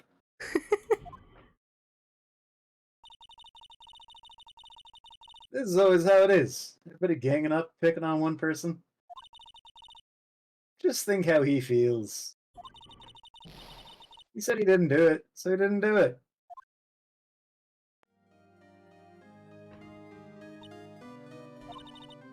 Very well. I will replace the money myself. This class trial is over. It's like an entire week of pay for a teacher. I know, right? This poor lady. That's how it happened. After that, the three of us were the best of friends. Wow. I had no idea. Yeah, I had no idea either. I mean, I forgot. That's when I learned what it meant to be alone. Totally alone. Without a friend in the world. You did a good thing, Larry. Yeah, well... I was lucky that I took the day off from school. If I'd been there, they would have thought I'd done it. So I took it kind of personally, see? When something smells, it's usually the butts. After the trial. Anyway, Edgeworth and I talked to— oh, that's not my— Anyway, Edgeworth and I talked after that class trial. That's when I heard his father was a defense attorney. I remember his eyes would shine when he talked about his father. I'm going to become a defense attorney, just like my father. A famous defense attorney. Who is absolutely alive. Then, a few months later, he suddenly transferred to another school. The TL6 incident? Right. I'm not sure, but the transfer probably had to do with his father's death. That's so sad. It was several years later when I heard Edgeworth's name again. There was an article about him in the newspaper. The headline was something like, "Dark suspicions of a demon attorney. Fabricating evidence, manipulating testimonies, covering up facts." The article said he'd do anything to get a guilty verdict. Anything. But why? What happened? I mean, that's not edgy. The edgy I used to know it all. That's what I thought too. I tried to get in touch with him. I don't know how many times. He never replied. I guess he didn't want to see his old friends. I couldn't just drop it though. I wanted to meet him, to learn why he'd become who he'd become. That's when I decided. Wait, you don't mean... That's why? That's why you became a defense attorney? To meet Edgeworth? If I was a defense attorney, I knew he'd had to meet me whether he wanted to or not. In court. Edgeworth believed in me, and I believe in him. He's in pain, and no one's on his side. I'm the only one who knows the real Edgeworth. I'm the only one who can help him. Whoa, Nick. So is that why you helped me out for free? No. Yes. I helped you because I believed in you. Except I don't remember saying I'd do it for free. Yeah. Aw, Nick. Nick! We have to save Mr. Edgeworth if it's the last thing we do, okay? Right. Very well may be. First, there's that rental boat. Oh my gosh. First, there's that rental boat shop caretaker. We need to find out who or what he is. I'd settle for who. I guess I can clean out some of this evidence I no longer need. Okay! Oh, that's not my... Okay, let's go. So eager to talk is Maya. His full title was a bit of a word salad, to be fair. Yeah. I'm just like, okay, I'm getting the words out. Shop caretaker. The rental boat shop caretaker. Okay, we finished talking. Doop-a-doop-doo. Hi. Number 27, Detention Center, Visitor's Room. You look as grim as always. You look as stupid as always. Mr. Edgeworth, I heard the story about the class trial. Last trial? What do you mean? You don't remember? No, I don't. Your lunch money was stolen, wasn't it? In 3rd grade? Lunch money? Oh, alright. Yes, I seem to remember something like that. Nick, I think you're the only one who really remembers. Well, it probably only really mattered to me anyway. But, Mr. Edgeworth, didn't you know? That trial was the reason Nick became a defense attorney. Ridiculous. I mean, kinda. Gee, thanks. I know, right? More lore, which I think is in the 3rd game, if I remember correctly. So it's a little ways away, but Phoenix went to college and he was majoring in some sort of art. Like, he was an art kid in college. That was his major. He was doing art. Huh. And then suddenly decided, I'm going to become a defense attorney. Is that something you can just pivot to? Yeah, that's just something you can entirely pivot to. But just, it's the world of Phoenix Wright. Anything could happen, as proof in these stupid trials. Yeah. Gee, thanks. That said, it does sound like the kind of thing you'd do. You haven't changed a bit, have you, right? So simple. To a fault, even. Well, maybe, yeah, but I think you changed too much, Edgeworth. Perhaps. Why prosecute? Hey, Edgeworth? Why did you become a prosecutor anyway? You used to look up to your dad. You said you wanted to be a defense attorney, right? I couldn't let myself deny reality like you. What do you mean? My father was taken from me, and you want me to defend criminals? I'm sorry, Wright, but I'm not that good of a person. One suspect was apprehended in your father's murder, right? Yes. A man trapped in the elevator with my father. His name was Yanni Yogi. He had to be the shooter, any way you look at it. Yet, he was found innocent. That defense attorney got him off the hook. That would be Robert Hammond. On that day, 15 years ago. The 3 of us were trapped in that elevator for 5 hours. When we were rescued, we all suffered oxygen deprivation. I had lost all memory of the murder. Lost your memory? Even now, I can't recall what happened in that elevator. That was the crux of Yogi's attorney's argument in court. He claimed Yanni Yogi had been out of sound mind due to the oxygen deprivation. Yogi was released due to a lack of evidence. Innocent. That's when I changed my mind. I started to hate defense attorneys. Von Karma.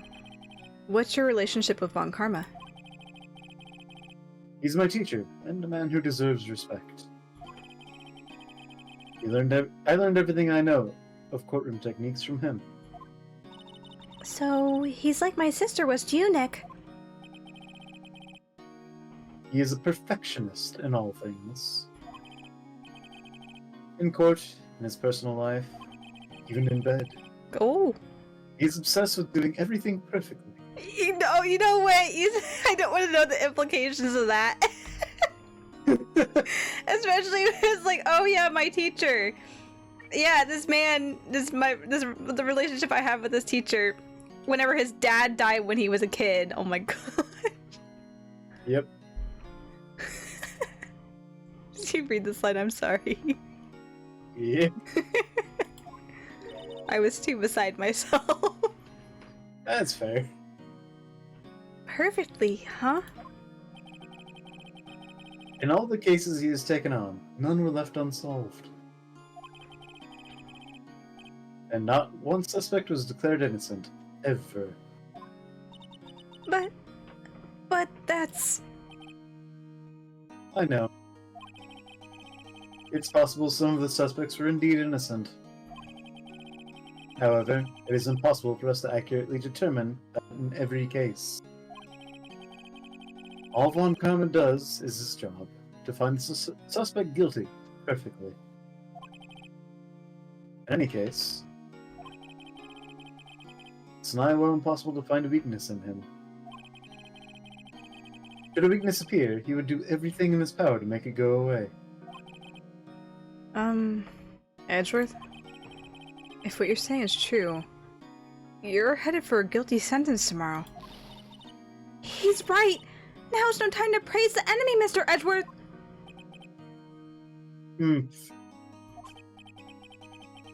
It's a strange situation in which I find myself, I'll admit. No kidding. Well, I'll leave you to your complicated emotions, your complicated feelings.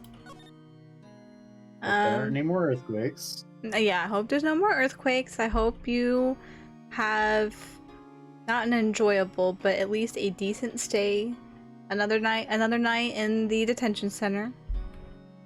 We go back to Gore Lake? No, let's go to see if Gumshoe's here. December 27th, Police Department. Criminal Affairs. Looks like Detective Gumshoe hasn't gotten back yet. Gumshoe? He won't be coming back today. Oh, really? He said there was some guy he had to arrest by tomorrow. Ah, yes, our man on the case. The boat shop caretaker. He shouted something about catching him if it's the last thing I do, pal. Good luck, Gumshoe. And Godspeed. Godspeed. If there's anything here. December 27th, Gourd Lake Park, entrance. Oh, there he is! Hey, pal. Long time no see. Oh, Detective Gumshoe! What's one today, eh? I got so worked up I snapped my tie in half. What? Sorry about that. Oh, proud, pal. Thanks to you. Now know who really did it. You mean the bow shop caretaker? Look, I'll make you a promise. I'll have that scoundrel in my custody by trial time tomorrow. Come what may. I believe in you. Gumshoe, you got this. My duty to you as a police officer. Now, off to catch me a criminal. Detective Gumshoe sure is active today. Oh, one other thing. No one can go into the woods today. The woods? Where Lotto was camping? The woods are off limits to camping, and apparently the park ranger found out. He got pretty mad. No one go in for a while. I guess Lotto's in a lot of trouble. Anyway, I'll be seeing you tomorrow. Cool. But what if the old man's in the woods? What? The old man's in the woods. He could be hiding there. December 27th, Gourd Lake, Public Beach. Huh. The steel eyesore's missing. Eyesore? Looks like the hot dog stand is closed too. I guess They're out of Larry's... hot- They're out of hot dogs. They are. There was a certain little Shiba Inu that came in. Completely wrecked the place. I guess Larry's too busy worrying about Mr. Edgeworth to show up for work. I'm sure these are all probably the same. This lake sure likes to cause problems, doesn't it? Huh? I mean, everything that happened here turned out to be a lie. Gordy was a lie, and the charges against Mr. Edgeworth were all lies. I guess you're right. I mean, I'm glad the charges were all lies, but still. Hot dog stand. Guess Larry has today off. He was pretty happy about saving Mr. Edgeworth. True. We owe him big. No one's going to sit here on a cold day like today. Well, unless they were eating a samurai dog. How would that change the temperature, I wonder? You seem troubled, Nick. No? Who? Me? Cool. Can't go to the woods, so I guess we'll go to the boat rental shop. And is there going to be an old man here? I can't remember. That old caretaker got away. Yep. I never imagined he might be the real murderer.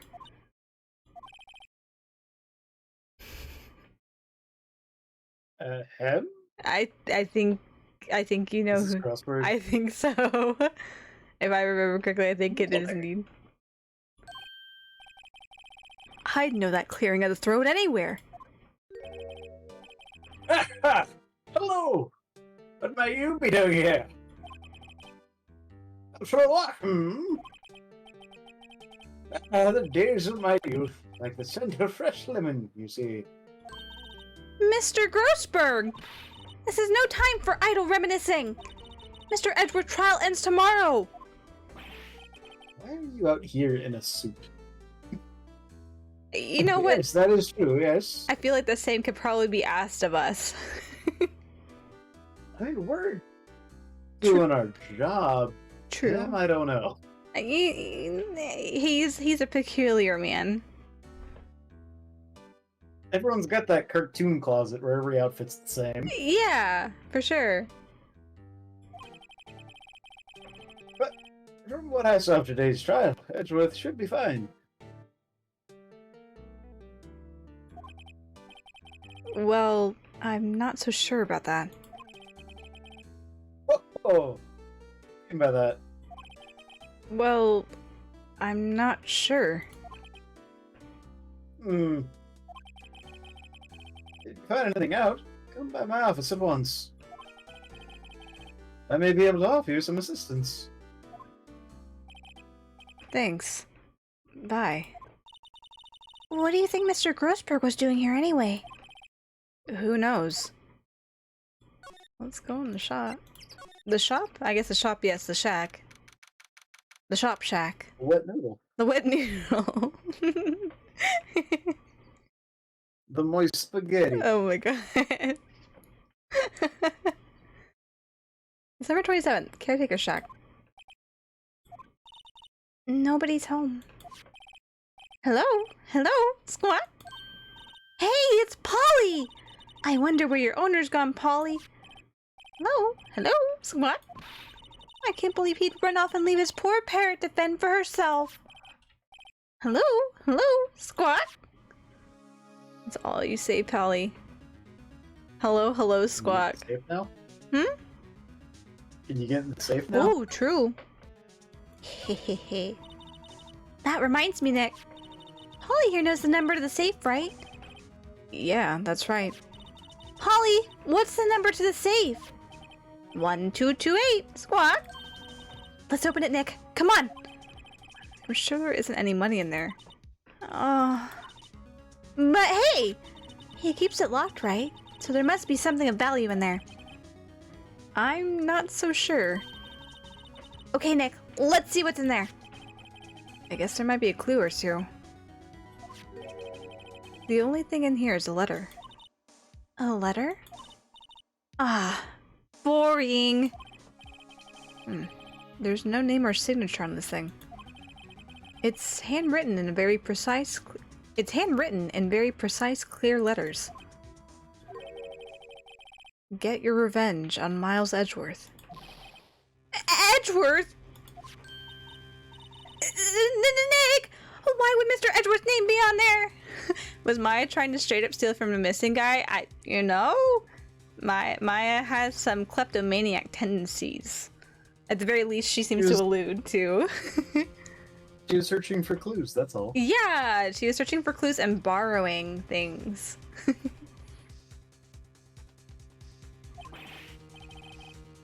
How should I know? I'm going to read the whole thing. Get your revenge on Miles Edgeworth. It also says, this is your last chance. Now is the time to get revenge on the 2 men who ruined your life. The rest of the letter goes on to describe the murder plot in detail. How to kill Robert Hammond and frame Edgeworth. Calling Edgeworth out to the lake. Getting on the boat. Firing twice? This is exactly what I figured out today in court. It's all here, in perfect detail.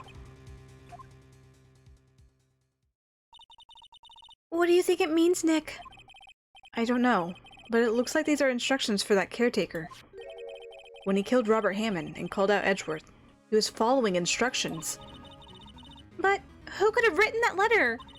And what does it mean to get revenge on Miles Edgeworth? Look, I don't know, okay? But one thing's for certain. This letter is an amazing clue. Letter from the safe, added to the court record. Praise be the court gods, please accept our offering. Polly. You got anything exciting to say? Maybe I should take care of Polly, Nick. You probably shouldn't. Just kidding. You probably shouldn't just kidnap her. The police know about her anyway. I'm sure they do something. Well, okay. Sorry, Polly. He says I can't take you. Great, now the bird's going to hate me. Anything else exciting? Ah! What's wrong? Huh? Oh, never mind. What? Tell me. Just when I saw the TV, I remembered. They're showing a Pink Princess special this week. Oh. See, that's why I didn't want to tell you.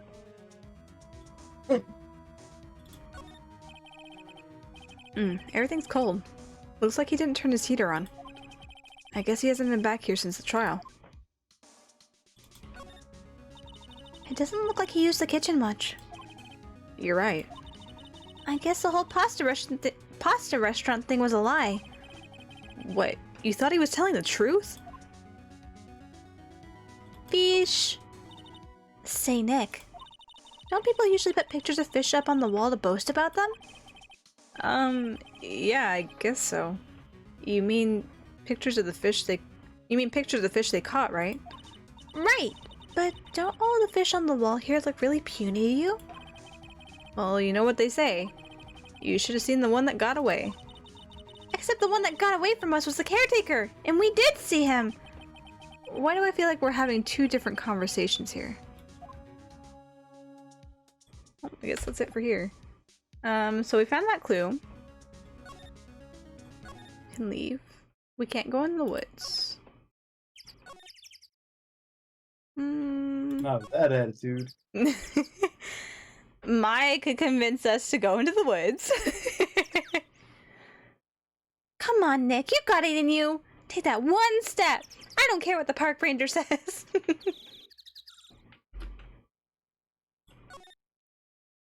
Where should we go next? Oh, we should probably go to Grossberg, shouldn't we? Because we found that big piece of evidence that's like, get revenge, this and that, blah blah blah. Yeah. One day left, Nick. Yeah, I know. Well, no time to waste. Let's get going. I'm trying, Maya. I'm trying. December 27th. Grossberg Law Offices. He's out. Again. When does he work anyway? Now, don't be harsh. Guess we'll have to come back later. He's right, you know. He is. She is right. We have anything else to say? And I guess present the letter. Edgeworth. Look at this. Why does this motherfucker want revenge on you? Yeah, what is going on, Edgeworth? Edgeworth, see this letter? Mm-hmm. This came out of the safe in the shack where the boat rental— oh my gosh! Where the boat rental caretaker lives. I had to put so much effort into thinking about saying that phrase. I see. Revenge? On me? Who is that old guy anyway? I don't know. Could he be an innocent defendant you got declared guilty or something? Nice, right. But I don't remember that old man. Not at all. So he was following this letter then? Which means there was someone else behind it. Now is the time to get revenge on the two men who ruined your life. 2 men, meaning myself and Robert Hammond? It also says, this is your last chance. Last chance? Wait, maybe he's talking about the statute of limitations on the DL6 incident. Wait, that old man. What is it? Do you know who he is? It's Yami Yugi. It's Yami Yugi. Yogi.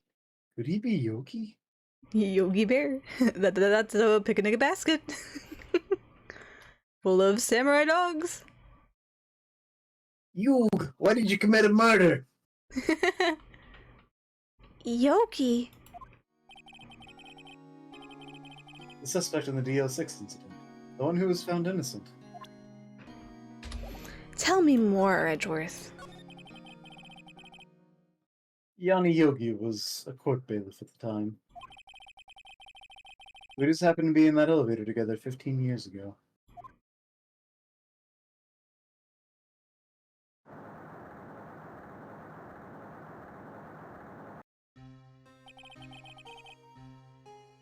The pick was incredibly strong.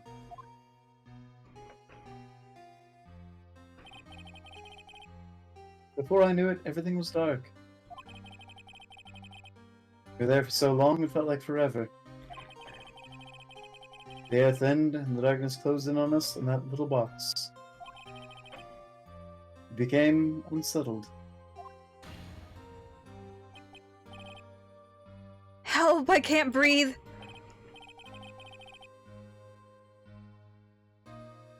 Quiet, I said quiet. You're not making this any easier.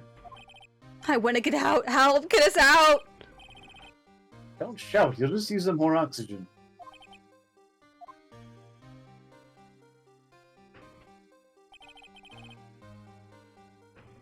That's all I remember. When I came to, I was in a hospital bed, staring up at the ceiling. There's not like an emergency hatch in the elevator or something? Right? In court, Yanni Yogi's mental condition was called into question. They claimed the oxygen deprivation and stress had caused temporary insanity. In the end, the claim passed the court and Yogi was found innocent.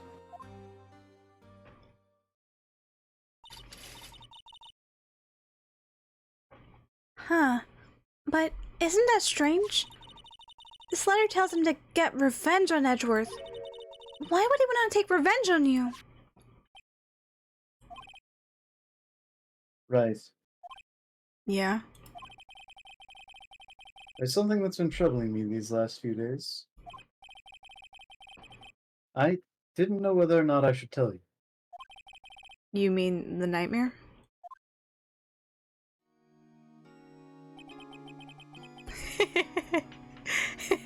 The It's murder. a nightmare I've had. Sorry.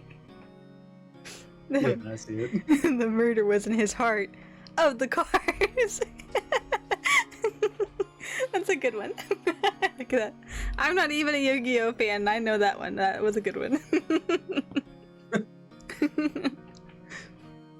I think I watched like the first 2 seasons and that was about it. I've never consumed any Yu-Gi-Oh aside from seeing the trading cards at Walmart and Aria. Anything that she shared. Yeah. That is the most I've consumed of any Yu-Gi-Oh. I witness it from a distance. Memory of a crime that I committed. A crime you committed? A memory of a murder. That we're going to have to go over like 3 times now. Yes. I think I think the time has come to tell all. Tell me about your nightmare. For the last 15 years, I've had the same dream almost every night. I wake up in a fearful sweat every time. What kind of dream? It's a dream about my father's killing, in the dark. We just did this! Why are we repeating it? Help, I can't breathe. Quiet, I said quiet. You're not making this any easier. I want to get out. Help, get us out. I also want to get out of this loop. Please, help. Don't shout, you just use up more oxygen. Just stop breathing altogether. I can't breathe. You're using up my air. What? Stop breathing my air. I'll stop you.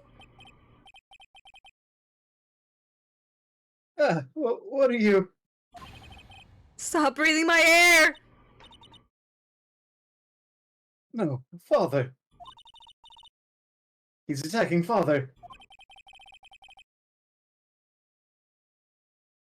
Then I see the pistol lying by my feet. I don't know if it was evidence from that day in court or the bailiffs. In a daze, I pick up the pistol. Get away! Tosses a pistol. Get away from my father! Screaming. Lord.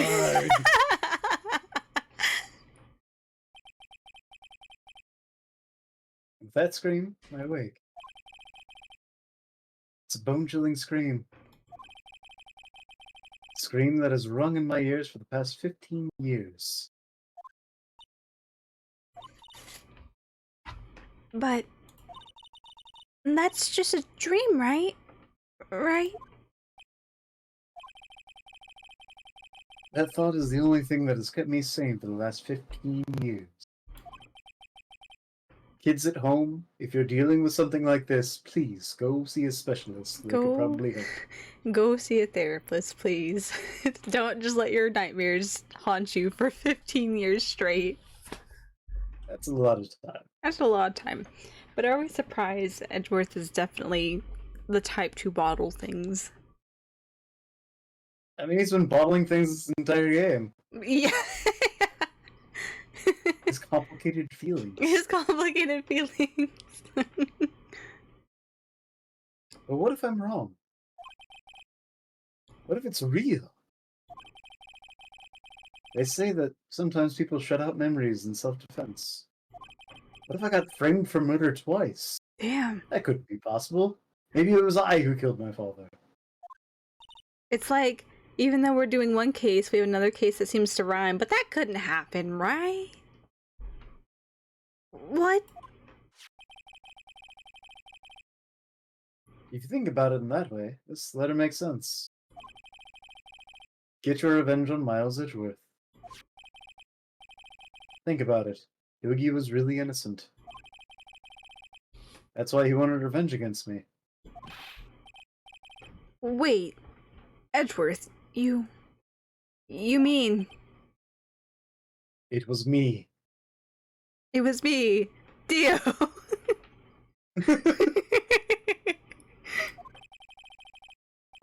I was the true criminal of DL6. I shot my father. By throwing a gun. By throwing a gun. Okay, depending on how you handle it before tossing it, you could hit the trigger. Yeah. This is bad. What are we going to do, Nick? What can we do? I don't know. I don't think there's anything we can do. Like it or not. There's someone else who knows a lot about the DL6 incident. Maybe. We were trying to go there. He was out of the office. There is Nick! There is someone else who knows about DL6. We'll leave you to your complicated, unnecessary feelings. Edgeworth. We will be back after a while, okay? Just mull it over and continue to bottle it up like you have been, okay? December 27th. Grossberg Law Offices. Mr. Grossberg. Ah, hello there. What's wrong? You look troubled. No kidding! I can't believe you're not! My. Just calm down and tell me what's happened, hmm? It's Mr. Edgeworth. He...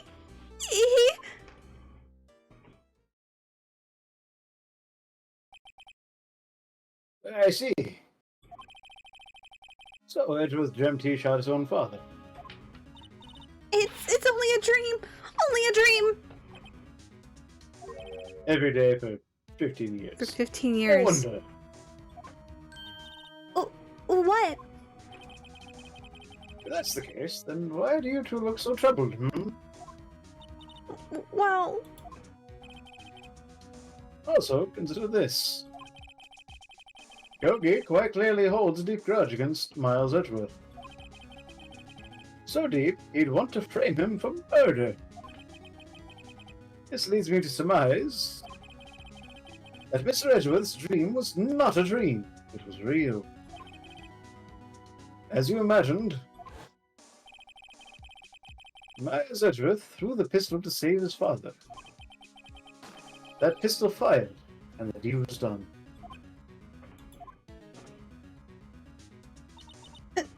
No! I don't believe it! Yogi was suspected of murder. His career as a bailiff was irrevocably wrecked. Thus he sought revenge on Miles Edgeworth. This was his last chance, of course, with the statute of limitations so close. Tell me about Gregory. What do you know about Edgeworth's father? He was a defense attorney without peer. It sounds trite, but it's true. Well, he may have had one peer now that I think about it. Your mentor, Mia Fey. My sister? Gregory Edgeworth was very disapproving of Mr. Von Karma's techniques. That's no surprise. Von Karma is an extreme man. Forged testimonies and evidence are nothing to him. The result? He has a perfect win record in court. To beat him, Gregory Edgeworth tried to call attention to his methods. And? He lost. And died in despair, as it were. I see. Spirit medium. When Gregory Edgeworth was killed, the police called on a spirit medium. That was your mother, Misty Fey.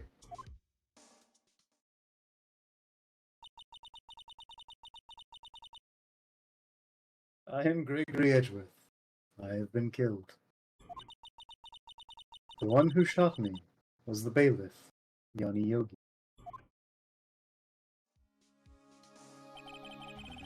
Yet, Yogi was found innocent. That's when my mother left us. Everyone called her a fraud. That's right. Everyone thought she was, you see.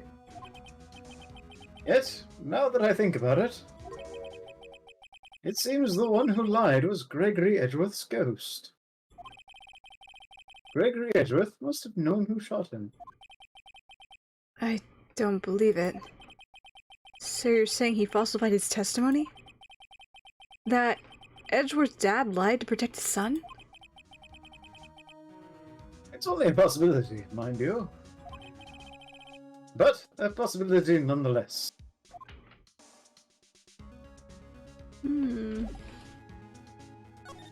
See, anything we can present? I've already gone over that. That was the whole, like, we gotta tell you about this gross bird.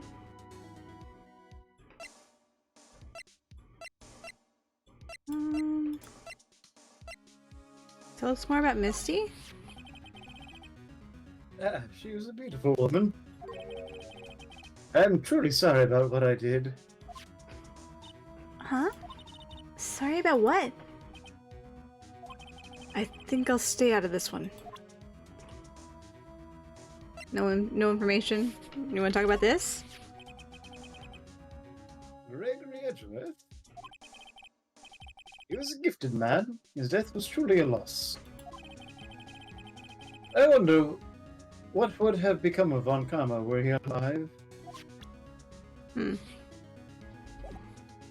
Oops.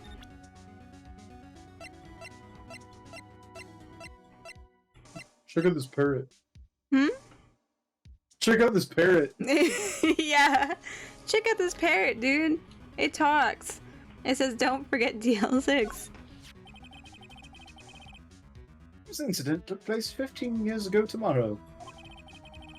So tomorrow we'll see the completion of not one but 2 trials. All thanks to the statute of limitations. However, I'm afraid the damage the DL6 incident has done will never be eased. Full of so much information. No. Potentially we might have to go somewhere else. And it's already 11 o'clock now, so I should make a save. We'll have to come back to this. Keep digging. Next time. Let's see. Oh, Dragon Ball Z! Tune in next week. Let's see here. Oop.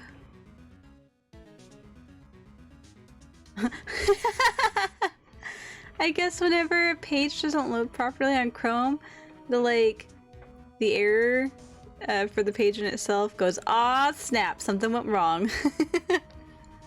Okay. Let's see here. Oh, is stream even still going? I don't know. Because there is a delay, so I'm not sure. There's a delay. There it is. Okay, cool. I refreshed the page and it was not showing anything. Oh. It has refreshed again though, and it seems to be doing just fine. I'm not sure if there's a delay or not, but it seems to be working at least. Let's see if there's anybody on. Nope, nobody's on. Dang.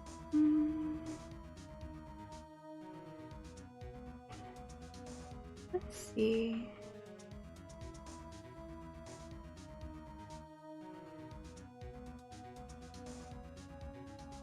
Okay, I think I'll just close it off tonight. Let's see. This pulled up. Do. Okay, so yeah, I'm going to end it off here tonight because it is late now and I have to go to sleep because I do have work tomorrow. We both have work tomorrow, but I have to get up and go drive somewhere to work tomorrow. But yeah, so close. So close. We're almost there. We are working our way through this. This would be it would be 3 streams next stream. These cases get longer and longer. So yeah, first of all, y'all should totally go check out Soph, who has been joining me tonight, doing voices with me. I sent a command to the chat. You can find his link on Twitch, and you should totally go follow him because he's super cool. And streams once a month. Can't do any more than that. I'm about due for that monthly stream. You are about due for that monthly stream, so you should go follow him so you can be notified when he does go live for his monthly stream. Because it's just so good that Twitch and the internet itself cannot allow multiple streams a month from him. So you should go tune in whenever he does do his monthly stream. So you should definitely go follow him there. Last time I tried, the power went out. Yeah, it was just the world cannot allow Soph to stream twice a month because it would just break. The world will just break. So they had to stop him. But yeah, so thank you everyone for coming to hang out tonight. I will be back, let's say Thursday. I'll be back on Saturday. We're going to be doing more Honkai, which I believe is going to be at 8:30 p.m. Central. So if you like Honkai Star Rail, you should definitely come tune in. Or if you like talking to me, you should definitely come in because we can chit chat and have a good time. You can find my schedule too on my Twitter. I'll have the schedule on the pin tweet, which is also linked in the panels below. If you want to go follow that link, you can follow me on Twitter and see what I'm doing and see my schedule when I'm going live. So that's super cool. Other than that, I think that pretty much wraps up here. Again, thank you everyone for coming to hang out. It was really great tonight. I had a good time working through this. It's nostalgic going through this game again, so real nice to play through this and voice it. I like voicing it. And so having Soph here was amazing too. Thank you for joining. Yeah. So I will see you guys next time. Until then, have a good night. Bye-bye.